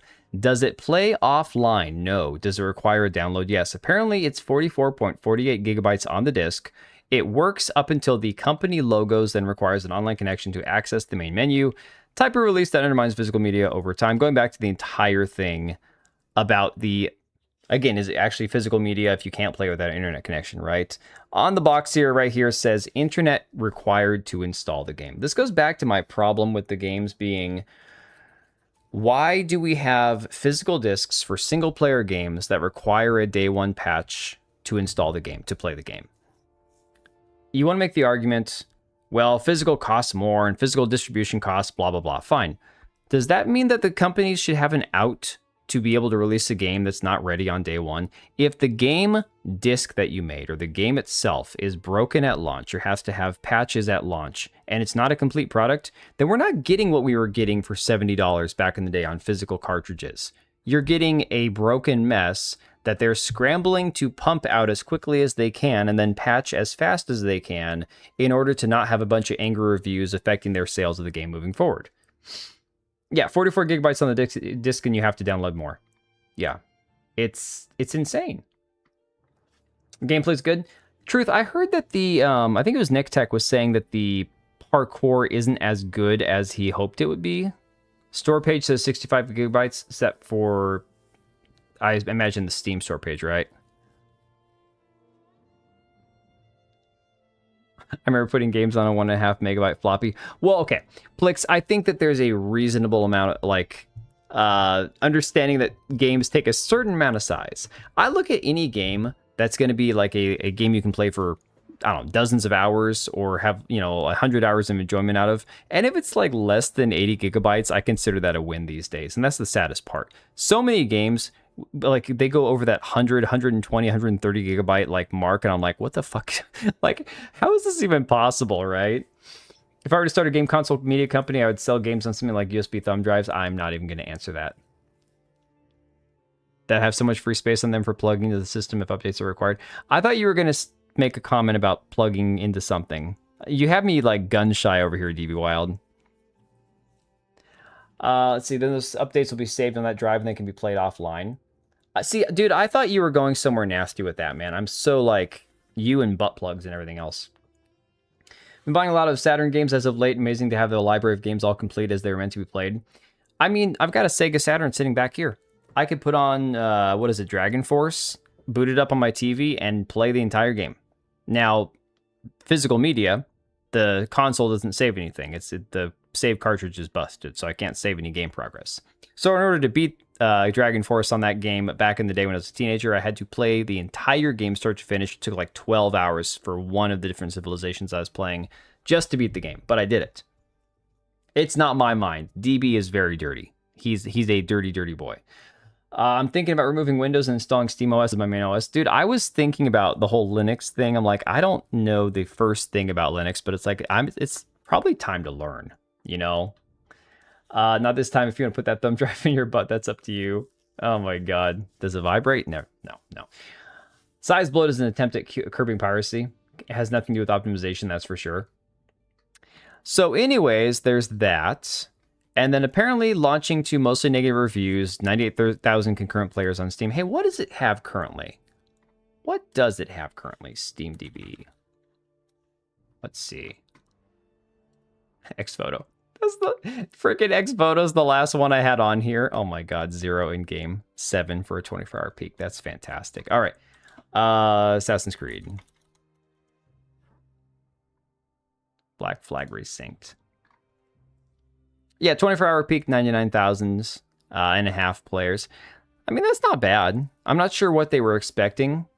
The thing is, I wasn't even like taken aback at all by the $60 price. I'm like, yeah, that's not bad. $60 for a modern single-player game, reboot of a beloved game. I can deal with that. I can live with that. Do I need to be liked? Yo, Smeg, absolutely you just woke me up there, dude. Holy crap. Do I need to be liked? Oh. Absolutely not. I like to be liked. I enjoy being liked. We need to just get a chant going. Smeg. Living Mint is an easy switch. Played on Uplay, whereas is that data only Steam is not the full pick? Right. So that's a great point. For a lot of people who are just wanting to check it out, was it like $20 a month for the Ubisoft Plus or whatever they call it? I don't know the current figures for how many active subscribers Ubisoft has. Granted, all these companies might lie or embellish the numbers, right? And that doesn't count people who aren't paying full price. But I'm curious how many people might actually be playing it on Ubisoft Plus, sort of their online services. Well, truth, there's the Dragon Force the game and Dragon Force the band, and they are both amazing, although the band, I think, is slightly more amazing. I'd give them the edge. I listened to a lot of Dragon Force back when I played Guild Wars. I got turned on to the band by a New Zealand chick that I knew. Replace the watch battery in the back of your Saturn. It has internal save space.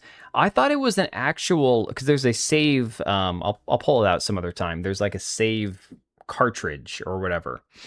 Yo, Smeg with the 5 gifted. You just got yourself some Sam Hyde. We haven't had Sam Hyde the whole stream, so here you go, bud. Oh, you know it, lad. You know that Hassan Piker? I'm coming to kill you in Los Angeles at your house. Or in the ring. No, in real life. Yeah, I don't know if Ubisoft would ever, I mean, think about Ubisoft for what they are. I don't know if they would ever release publicly the data about how many active users they have on their platform.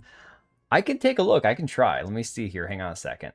And Smeg, thank you again for the 5 gifted, buddy. Appreciate the hell out of you. Let me see here. Where did we have this at? I guess we'll pull back up ChatGPT. Why not? Love that clip. Dude, it's one of my favorite clips of all time. There are other ones that I realize that I haven't used in a while. But that one there is probably one of my favorites of all time. Okay. How many active subscribers? Hey, Empress, what do they call it? Is it Ubisoft Plus or Ubisoft subscribers? Does Ubisoft Online? What do they call that shit? It's a CR2032 battery, nickel size one. Oh, okay. I'll have to take a look at that at some point. Ubisoft Play, thank you. I had it briefly at one point. I could not remember. Do I need to be liked? Absolutely not. I like to be liked. I enjoy being liked. Oh my god, try for free. Screw that. F you best. I'll never buy anything from those fuckers. They are on the do not redeem. SAR Do not section. redeem. Okay, here we go. It says, in January 2024, Ubisoft said 2023 was the biggest year ever for Ubisoft Plus, with subscriber growth exceeding internal projections. In more recent financial reports, they are saying that there's around 130 million unique active users across console and PC in 2025. I mean, I'd have a hard time believing that. And Smeg with 22 months. You and NS were both here. I think you guys are the longest subscribers, longest members that I've got. 22 months, man. Holy shit. Games gifted, so I'm not subscribed as bot. Okay. Is it through... You said it's through Ubisoft, though, right? You're playing through Ubisoft? So, yeah, I'm curious about that. You're playing on Uplay. Okay. Yeah. Wasn't there a game called Dragon Force or something? Japanese game? Guy with blue armor? Yeah, hang on a sec. Hang on. My Sega Saturn stuff's not over there. It's in this bucket. Hang on.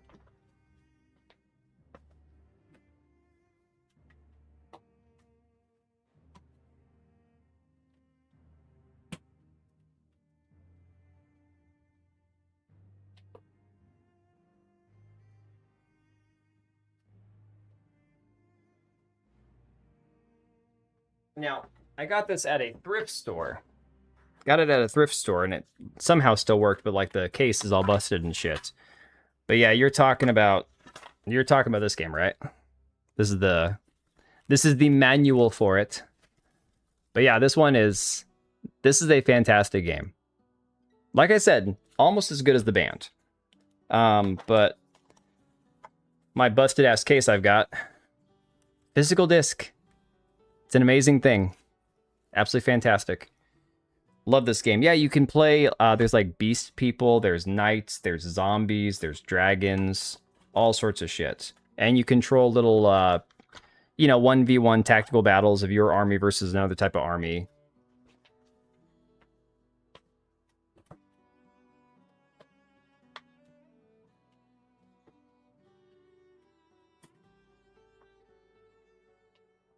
Great game if you have the ability to play it. If you have the ability to play it, I would say definitely look it up. It's a great game. It's on my short list, man. That kills me. Saturn stuff's in a bucket. It's not even... I don't have room to display it, man. I've got like 7 or 8 Sega Saturn games and my console. I don't even have anywhere to hook them up, man. Maybe if I win the lottery one day, not my luck. With my luck, I'll end up losing money on that. I'd love to have a setup where I actually have my Super Nintendo, my GameCube, all my other shit hooked up. Unfortunately, that's not likely to happen anytime soon. Up to 200 sprites on screen in a single battle on Dragon Force. Awesome stuff. Dude, it was so good. It was such a great game. A lot of fun. And like I said, I had to beat the entire thing in like a matter of 12 hours. Stayed up the entire night till like 6 o'clock in the morning playing that shit. Donate it. Oh my god, dude, stop it. No. I've got stuff on the shelf. I can always like take time and alternate. Like I was talking about like having a setup where I actually have it hooked up to a TV or a screen or something, First to pledge, and oh my god, the Hunger Games, man. I feel like the Hunger Games is actually not that crazy of an idea when it comes to like where we are in life. I feel like that's a very real possibility very soon here, So it says Assassin's Creed Black Flag Resyncs DLC costs more than the full game itself. This is content removed from the game and then sold again. Ubisoft's greed knows no limit. So what's interesting is I noticed these AI community notes that were proposed on here. It says the DLC packs shown are newly created cosmetic items for resynced remake, not content removed from the original 2013 game. Furthermore, the original game's major expansion, Freedom Cry, was entirely excluded from this version rather than sold as DLC. Sar, they join Elite, the elite company of EA. Sail the high seas, me lads and lasses. Smeg, I'd be sailing the high seas if I had any intention of playing the game. But I don't. It's kind of like just another one of those games that came out, people are going to like it, people are going to play it, or they're not going to play it, and I just personally have no interest in playing it. But thank you for the 5, dude. You get one more Sam Hyde just for that. Oh, you know it, lad. You know that Hassan Piker? I'm coming to kill you in Los Angeles at your house. Or in the ring. No, in real life. Hunger Games definitely an aspirational world. I want it. Yeah, but minus the killing each other for food thing. Minus that. It's not DLC as a game, it's cosmetics. Right. So it's all optional cosmetics. This one here says no note needed. There's no way to know if they were actually removed from the game or not. That is also true. Doesn't change the fact DLC still costs more than the entire game. The map pack was removed from the base game and added as a paid feature as it was a function present on previous games that I know nothing about, so I'm not going to make any claims about that. Kata says, I 1000% understand not liking the microtransactions, not the cosmetics, because it's just visual. I'm annoyed that they're still selling the time savers, resource packs, and map packs. I remember hearing about this with Assassin's Creed Valhalla. Now, mind you, I was done with the entire franchise after Unity, so I never played Odyssey or Valhalla, any of those, or Origins. It says it's pay-to-win bullshit in a single-player game, and that's absurd. Been hating it ever since Origins. As I understand it, this was the thing where they slowed level progression in the game, and then you could basically buy to increase your level progression, like your XP collection, like to double it or some shit like that. Which, to me, doesn't make any sense. If it's a single-player game, you shouldn't have to pay to increase your experience gained at a higher rate. The game should let you, like, for example, most games when you play hard mode and you collect experience from kills, it like doubles the amount of experience you gain, right? Because that way you're killing higher level enemies, you get more experience when you kill them. Why would you make it to where the game doesn't have like a base calculator for that, but people have to essentially purchase their ability to level up faster? It doesn't make any sense to me. Oh, Origins looked fine. Yeah, I'd give Origins a try. For me, Unity put me off from the franchise. So, I mean, after, what's-his-face, Desmond was already dead anyways, and Ezio was done. I just had no interest in the entire franchise moving forward. Yo, Smeg, like you took him seriously. You gotta stop, man. You gotta stop. And say, hey, man, I love you. This many dollars worth. I just read your post about your car accident. Everything okay? For some reason, I imagine you driving as Hans Moleman, having to look through the dashboard and steering wheel. I'm not that short, man. I am not that short. But yes, Smeg, I'll save you time on the entire recap. You can actually watch the first 20 minutes of the stream. I kind of went through the entire thing. Basically, there was an object in the road that we hit. It forced me off the road half a mile to slow down. We were going like 75 miles an hour, For those of you with kilometers, it's 120 kilometers, I guess, is what the calculations work out to. And my van is totaled. Whatever it was ripped my entire transaxle, engine, everything got destroyed. So Unity is not fun. No, Unity was a bad game in my opinion. Parkour was great. The game played well, but everything else was bad. So long story short, we were coming back from 4 hours away, and that was an hour from home. And everybody's fine. Everyone's in one piece, no injuries. But now I'm down one car, and I'm going to have an annoying, awful headache to figure out when it comes to somehow replacing my van. So that's the very, very, very short version of it. Oh, yeah, no, we have... use a periscope. We have freeways over here that are speed limits of 70 or 80 miles an hour, depending on like how much traffic there is. And so this is one that was 70, so I'm just coasting at 75, going with traffic, Come around a bend and there's an object in the road, and it turns out to be like some giant piece of metal that just destroyed my van. So we were lucky, all things considered, and I have to keep telling myself that because I've been second guessing the entire thing ever since it happened. It is what it is, Let me see here. It's not an expansion, but it's DLC. You want it to be precise with definitions. Hey, guys, it's not worth fighting over, guys. You see hands on a steering wheel. Jesus is on board. Okay, Plix, I have to give you the funniest... Okay. I'm borrowing because I have to do like an event this Saturday, and I need a big enough vehicle to put all my stuff in, like my tables and all my boxes of product and everything. And so... my mom, she's out of town. She's visiting my brother over in Wisconsin. She's like, look, my Jeep is parked. She has a Jeep Grand Cherokee. It's a big vehicle. She's like, it's just parked at the house. You can come by and pick it up. You can borrow it for a couple days. No big deal. You don't have to go rush out and buy a car that you can't afford, right? And so I'm like, okay, cool. That's great. Awesome. You kind of bailed me out there. I go over there and get in the car. Now, what do you think? All right, Empress, I'll send everybody your way in just a few minutes. What do you think my mom has on her dashboard? Any guesses? Are there any guesses as to what she has on her dashboard? Mind you, my mom is almost 70. Presents okay, are the best way to show. Oh my God, Smeg, dude, you gotta stop. You gotta stop. It is like this tangible thing a duck. that you No. can point to and say, "Hey, Think man, more boomer I than love that. you. This many dollars worth." Danish cookies. I wish. For the horde, for the van, for Dude, Hans Smeg with the Moleman. 20 and the 10. Holy crap, dude. All right, man. You get one more Hassan Piker, and then we'll get you something else too. Oh, you know it, lad. You know that Hassan Piker. I'm coming to kill you in Los Angeles at your house. Or in the ring. No, in real life. Oh my God! Okay, it's happening. Everybody stay calm. What's the Everybody procedure, stay calm. everyone? What's the procedure? Stay calm. All right, guys. Here comes the shower of support. Presents are the best way to show someone how much you care. It is like this tangible thing that you can point to and say, "Hey, man, I love you. All right, let's continue. This many dollars worth." For DA Horde. For DA Horde, oh my God, Plex with the 10. You guys need to stop. Guys, I appreciate it. And I will certainly let you all know in the future. Like, I would never do like the whole, oh, guys, I got into an accident. Give me money. No. But like in the future, if I'm literally in trouble and I have, like my car is currently at an impound lot. I have no idea what they're going to charge and if insurance is going to cover that.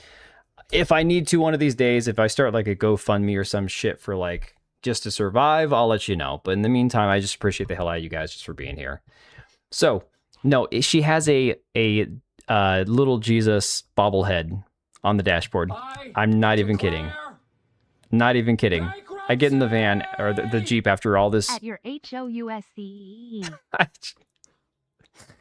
Yeah, section 71. Thanks for the 2, man. Oh my God. Smeg, did you guess? Did you guess a little bobblehead? Yes, but it's a little Jesus bobblehead.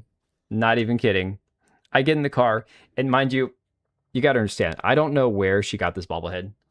I have no idea where she found this thing, but it's Jesus, right? This little bobblehead of him, and he's got his little toes sticking out under his robe, and he's like this. I don't know why he's making that face. I don't know why his hands are like this.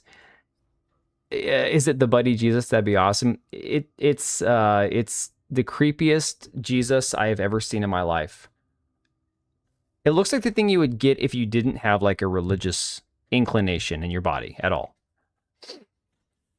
Not gems and crystals glued to the steering wheel. No. My mom's not like that though. She's deeply religious. So the Jesus bobblehead doesn't surprise me at all. It's more that I look at the thing, I'm like, this thing's kind of creepy. It's disturbing. It's very disturbing. Oh my God, you guys got to stop. It is like this tangible thing that you can point to. You got to stop. Hey, man, I love you. This Let's see how she pronounces this one. I am a SL at Veta Trends. Did it not let you type the word slave? Oh my God, QC, thanks for the 5, buddy. Let me get you something. Hang on. Is this one working? I think this one's working. I love nothing more than to be dragged out at every fucking conceivable opportunity so you can fucking current-dayers, fucking pronouns, fucking gender ambiguity. I had to edit that one. I had to cut that one down a bit and bleep him out. Totally worth it? Okay. Poland, I've seen little bottles shaped like Virgin Mary to get holy water in them, and you twist off Mary's head to fill it up. That is so creepy. That is so creepy. But hey, guys, honestly, appreciate the hell out of you. I just wanted to stream just because it's like I needed to get all this shit off my mind, get it off my chest for a minute. And Cage was like on Discord, he's like, hey, if you need to vent, I'm like, I don't think you're grasping what I'm talking about. I'm not angry.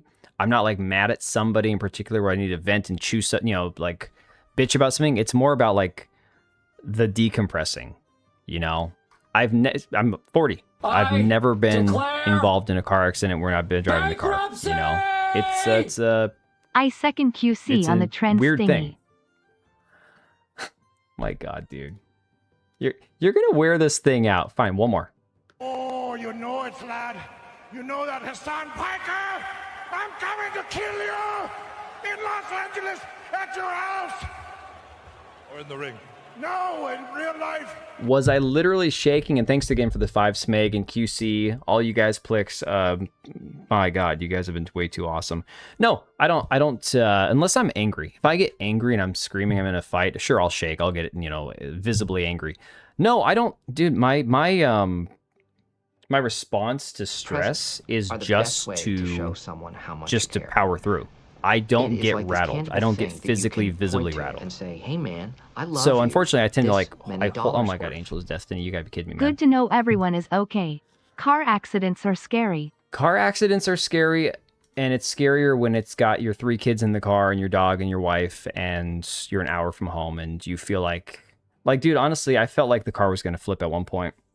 Stop using the barking Melanie. They stop if you do. The barking Melanie is not even working. Like, it's disabled for some reason. It's not working. I'm clicking it on Stream Deck right now, and it's not working. So you guys are saved. Angels, thank you for the $9.99. I appreciate the hell out of you, man. Giving you a golden shower. Oh my God. All right. Anyways, what do we have here? Rock Solid says, remake your best game in the series, includes $100 of DLCs on launch. Ubisoft still deserves bankruptcy. What kind of money is this? I can't even... Is he in Russia or something? I don't know what this is. Wasn't she already disabled to begin with? Who? Oh, Melanie. Oh my God. No, the video clip's not working for some reason. I'll have to try and reload it. Here was the Jason Schreier clip. I knew I had that somewhere. We're not gonna listen to Jason Schreier. We're not gonna do that. Not gonna do it to ourselves. So apparently Ubisoft laid off 51 more employees after launching the game. According to Tom Henderson from Insider Gaming, 51 employees at Ubisoft Barcelona have been laid off shortly after the launch of Black Flag Resynced. Many of those affected reportedly worked on the game. Yeah, Ubisoft needs a series of consecutive hits to save their sorry ass. Here's the thing, John. Thinking about what you just said and the fact that this is from Ubisoft Barcelona, I understand the theoretical benefit to having studios all over the world and what that can mean and what that could offer as far as resources and hands-on when it comes to different cultural things or translations or access to different technologies or all sorts of things. Like in theory, it all makes sense. The problem I have is when you have a studio, a company like Ubisoft, who's stretched itself so thin to the point where even the games that they're making are so bloated with such a high budget, and then the product is subpar, at least from where their expectations are, from where they price it and where they actually, say it's a quadruple A game like Skull and Bones. Why do you still have a studio in Barcelona? What benefit do you have to that? It doesn't make any sense to me at all. And when you fuck around, you're going to find out. Yeah, exactly. So... crotch pot cooking. Oh my God. They don't even have, or they even have an office in the Philippines. Are you serious? There's a Ubisoft Philippines.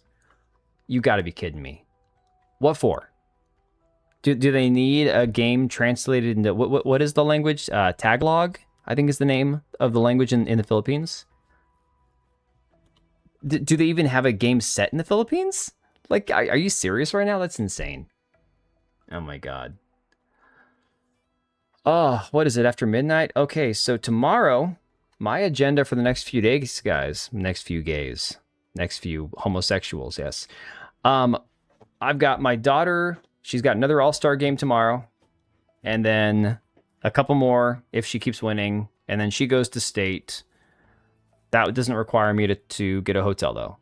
But that being said, no stream tomorrow night, obviously, because we're here tonight. I declare. Told you in private. You don't have DMs, but you're not on Twitter, man. Come on. Dan told me in private he uses the "won't let me type letter" word in his road rage-induced anger.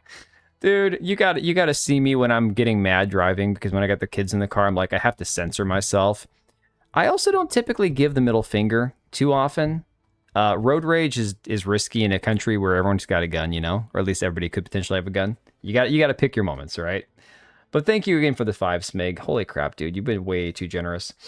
If I ever stream, I'll need to collect all the clips of the film references I make because no one will ever get the references these days. Dude, that's a real problem to have. Just naming the stream, you know, everybody in the car was fine, Stanley, and like nobody's going to get that. In fact, let me pull this up here. Hang on a second. Where are we at here? YouTube. They do have a Singapore studio, and Skull and Bones was financed by the local government. That was an ill-placed investment. Dude, we've talked about this before. A lot of these studios that have, like, you know, subsidiaries in other countries do it for, like, tax breaks and stuff. Everyone in the car was fine. All right, here we go. Michael runs over Meredith. This is what we want.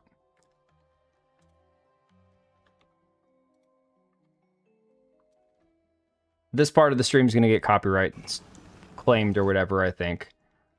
No, not the part where he runs. So he runs her over right here. Jay Ryan is a corporate.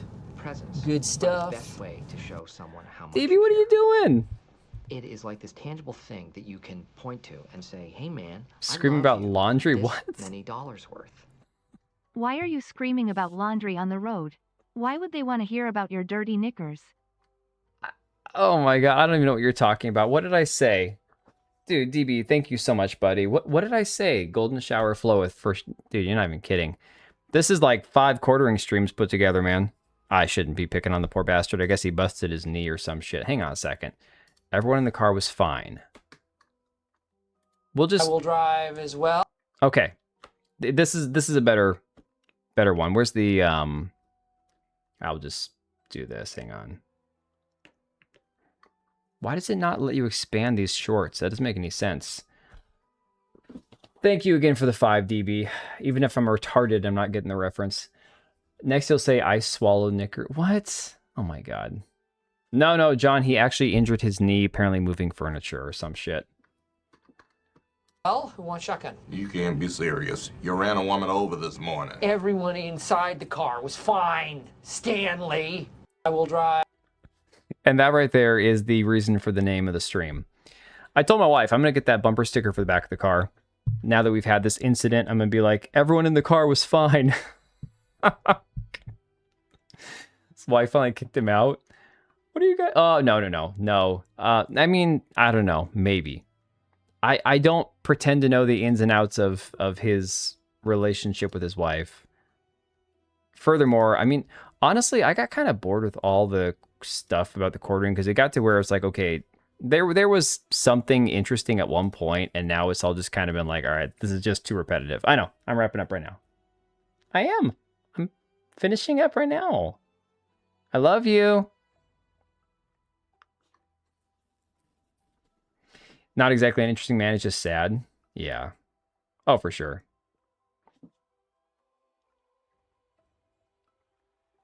I'm not in trouble. Although she did text my phone and then she had to walk over here and wave at me. It's funny before, but he just got outed as a degenerate, which is boring. No, he got outed as actually lying about his coffee. That was the funnier part, in my personal opinion. I saw a clip today. He was actually on stream, and the guy is so retarded. He is truly functionally retarded to the point where he can't even figure out how to not expose things on stream. So he actually shared a clip or a screenshot. It's got like his shipping labels that showed that he doesn't actually have a coffee company. Bye-bye, Danny boy. Whip has been cracked. Oh my god. You guys do realize it's like midnight over here. I get the joke and all that. Oh my god, dude, no. I get the joke, you know, whipped and all that, but she's actually pretty easygoing. It could be so much worse. Like, in all honesty, she's pretty chill. It's like, yeah, we have a busy day tomorrow. I got to be in bed for work and all that other stuff. No. So the whole thing with the quartering was he was actually on stream and he pulls up this like window that's got his freaking shipping labels and all that shit on there. And it's got an address that goes back to some like third party, like private labeling shit and all that. I love you. This many pipes are calling. Oh my god. Danny boy, the The pipes are calling. I'm going to leave just to save you guys all your money. That's why I'm leaving. It's not that I'm ready to go to bed. It's not that the wife is making me go to bed. It's to save you guys from continuing to throw money at me when I really don't deserve it. So, dude, Plix, thanks for the 5. Smegs, thanks again for the 2. DB and everybody else, Angels, you guys have been awesome. I have to go. QC, of course. Section 72. Bankruptcy! Cortex said my mom and had to correct and say his wife. Oh my God, you gotta stop. Actually said my mom and had to correct and say his wife. All right. Thanks again for the 5. Dude, you guys are nuts. You guys are absolutely insane. I'm glad I'm not paying your credit card bills. I got my own credit card bills to pay. Oh my God. Never said you deserved it. Fair. True. I mean, that is a good point. Forced cream pie. Oh my God. 71. Oh, why did I think 72? But it's okay with 2 T's, huh? Interesting. For a Freudian slip there. So we don't deserve it. You just support. Basically, I'm an undeserving. I'm a subsidized YouTuber, is what I am. You all support me because you have to, because I wouldn't cut it on my own. I'm trying, guys. I will try to stay safe and stay well. Everyone's good. Everyone's good. We're all alive. Life is going to be hell the next couple of months, probably more than it already was. So it's just a matter of like getting through the next bit of time. I'm on super chat welfare. Oh my God, dude, it feels like that. It feels like that right now. Not normally, but right now, I'm like, oh my God, life just took a massive dump on me. Do you want me to tell her it's from you, DB, or do you just want me to just plant one right on her and not let her know? I feel like that would be like some sort of like assault, and I don't want to do that. So I should probably tell her it's from you. All right, guys. Empress is playing Black Flag Resynced. If you guys want to go watch, I'm going to send you over there. Otherwise, I'm going to go to sleep. Dog over wife over cats. Cats come and do nothing. Wife worries about his sleep. Dog gives him kisses. The dog is, I'm not going to say the dog's the fun one, because my wife is pretty fun, but like, the dog is the stupidly fun one, we'll say. Let her know it's from me, okay? All right.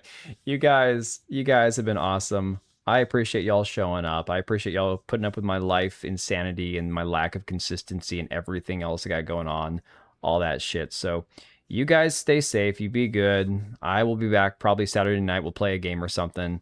In the meantime, go check out Empress's stream, Black Flag Resynced. If you enjoy that, go give her a like or subscribe. I'll catch you guys later. You guys are creepy. Go to bed.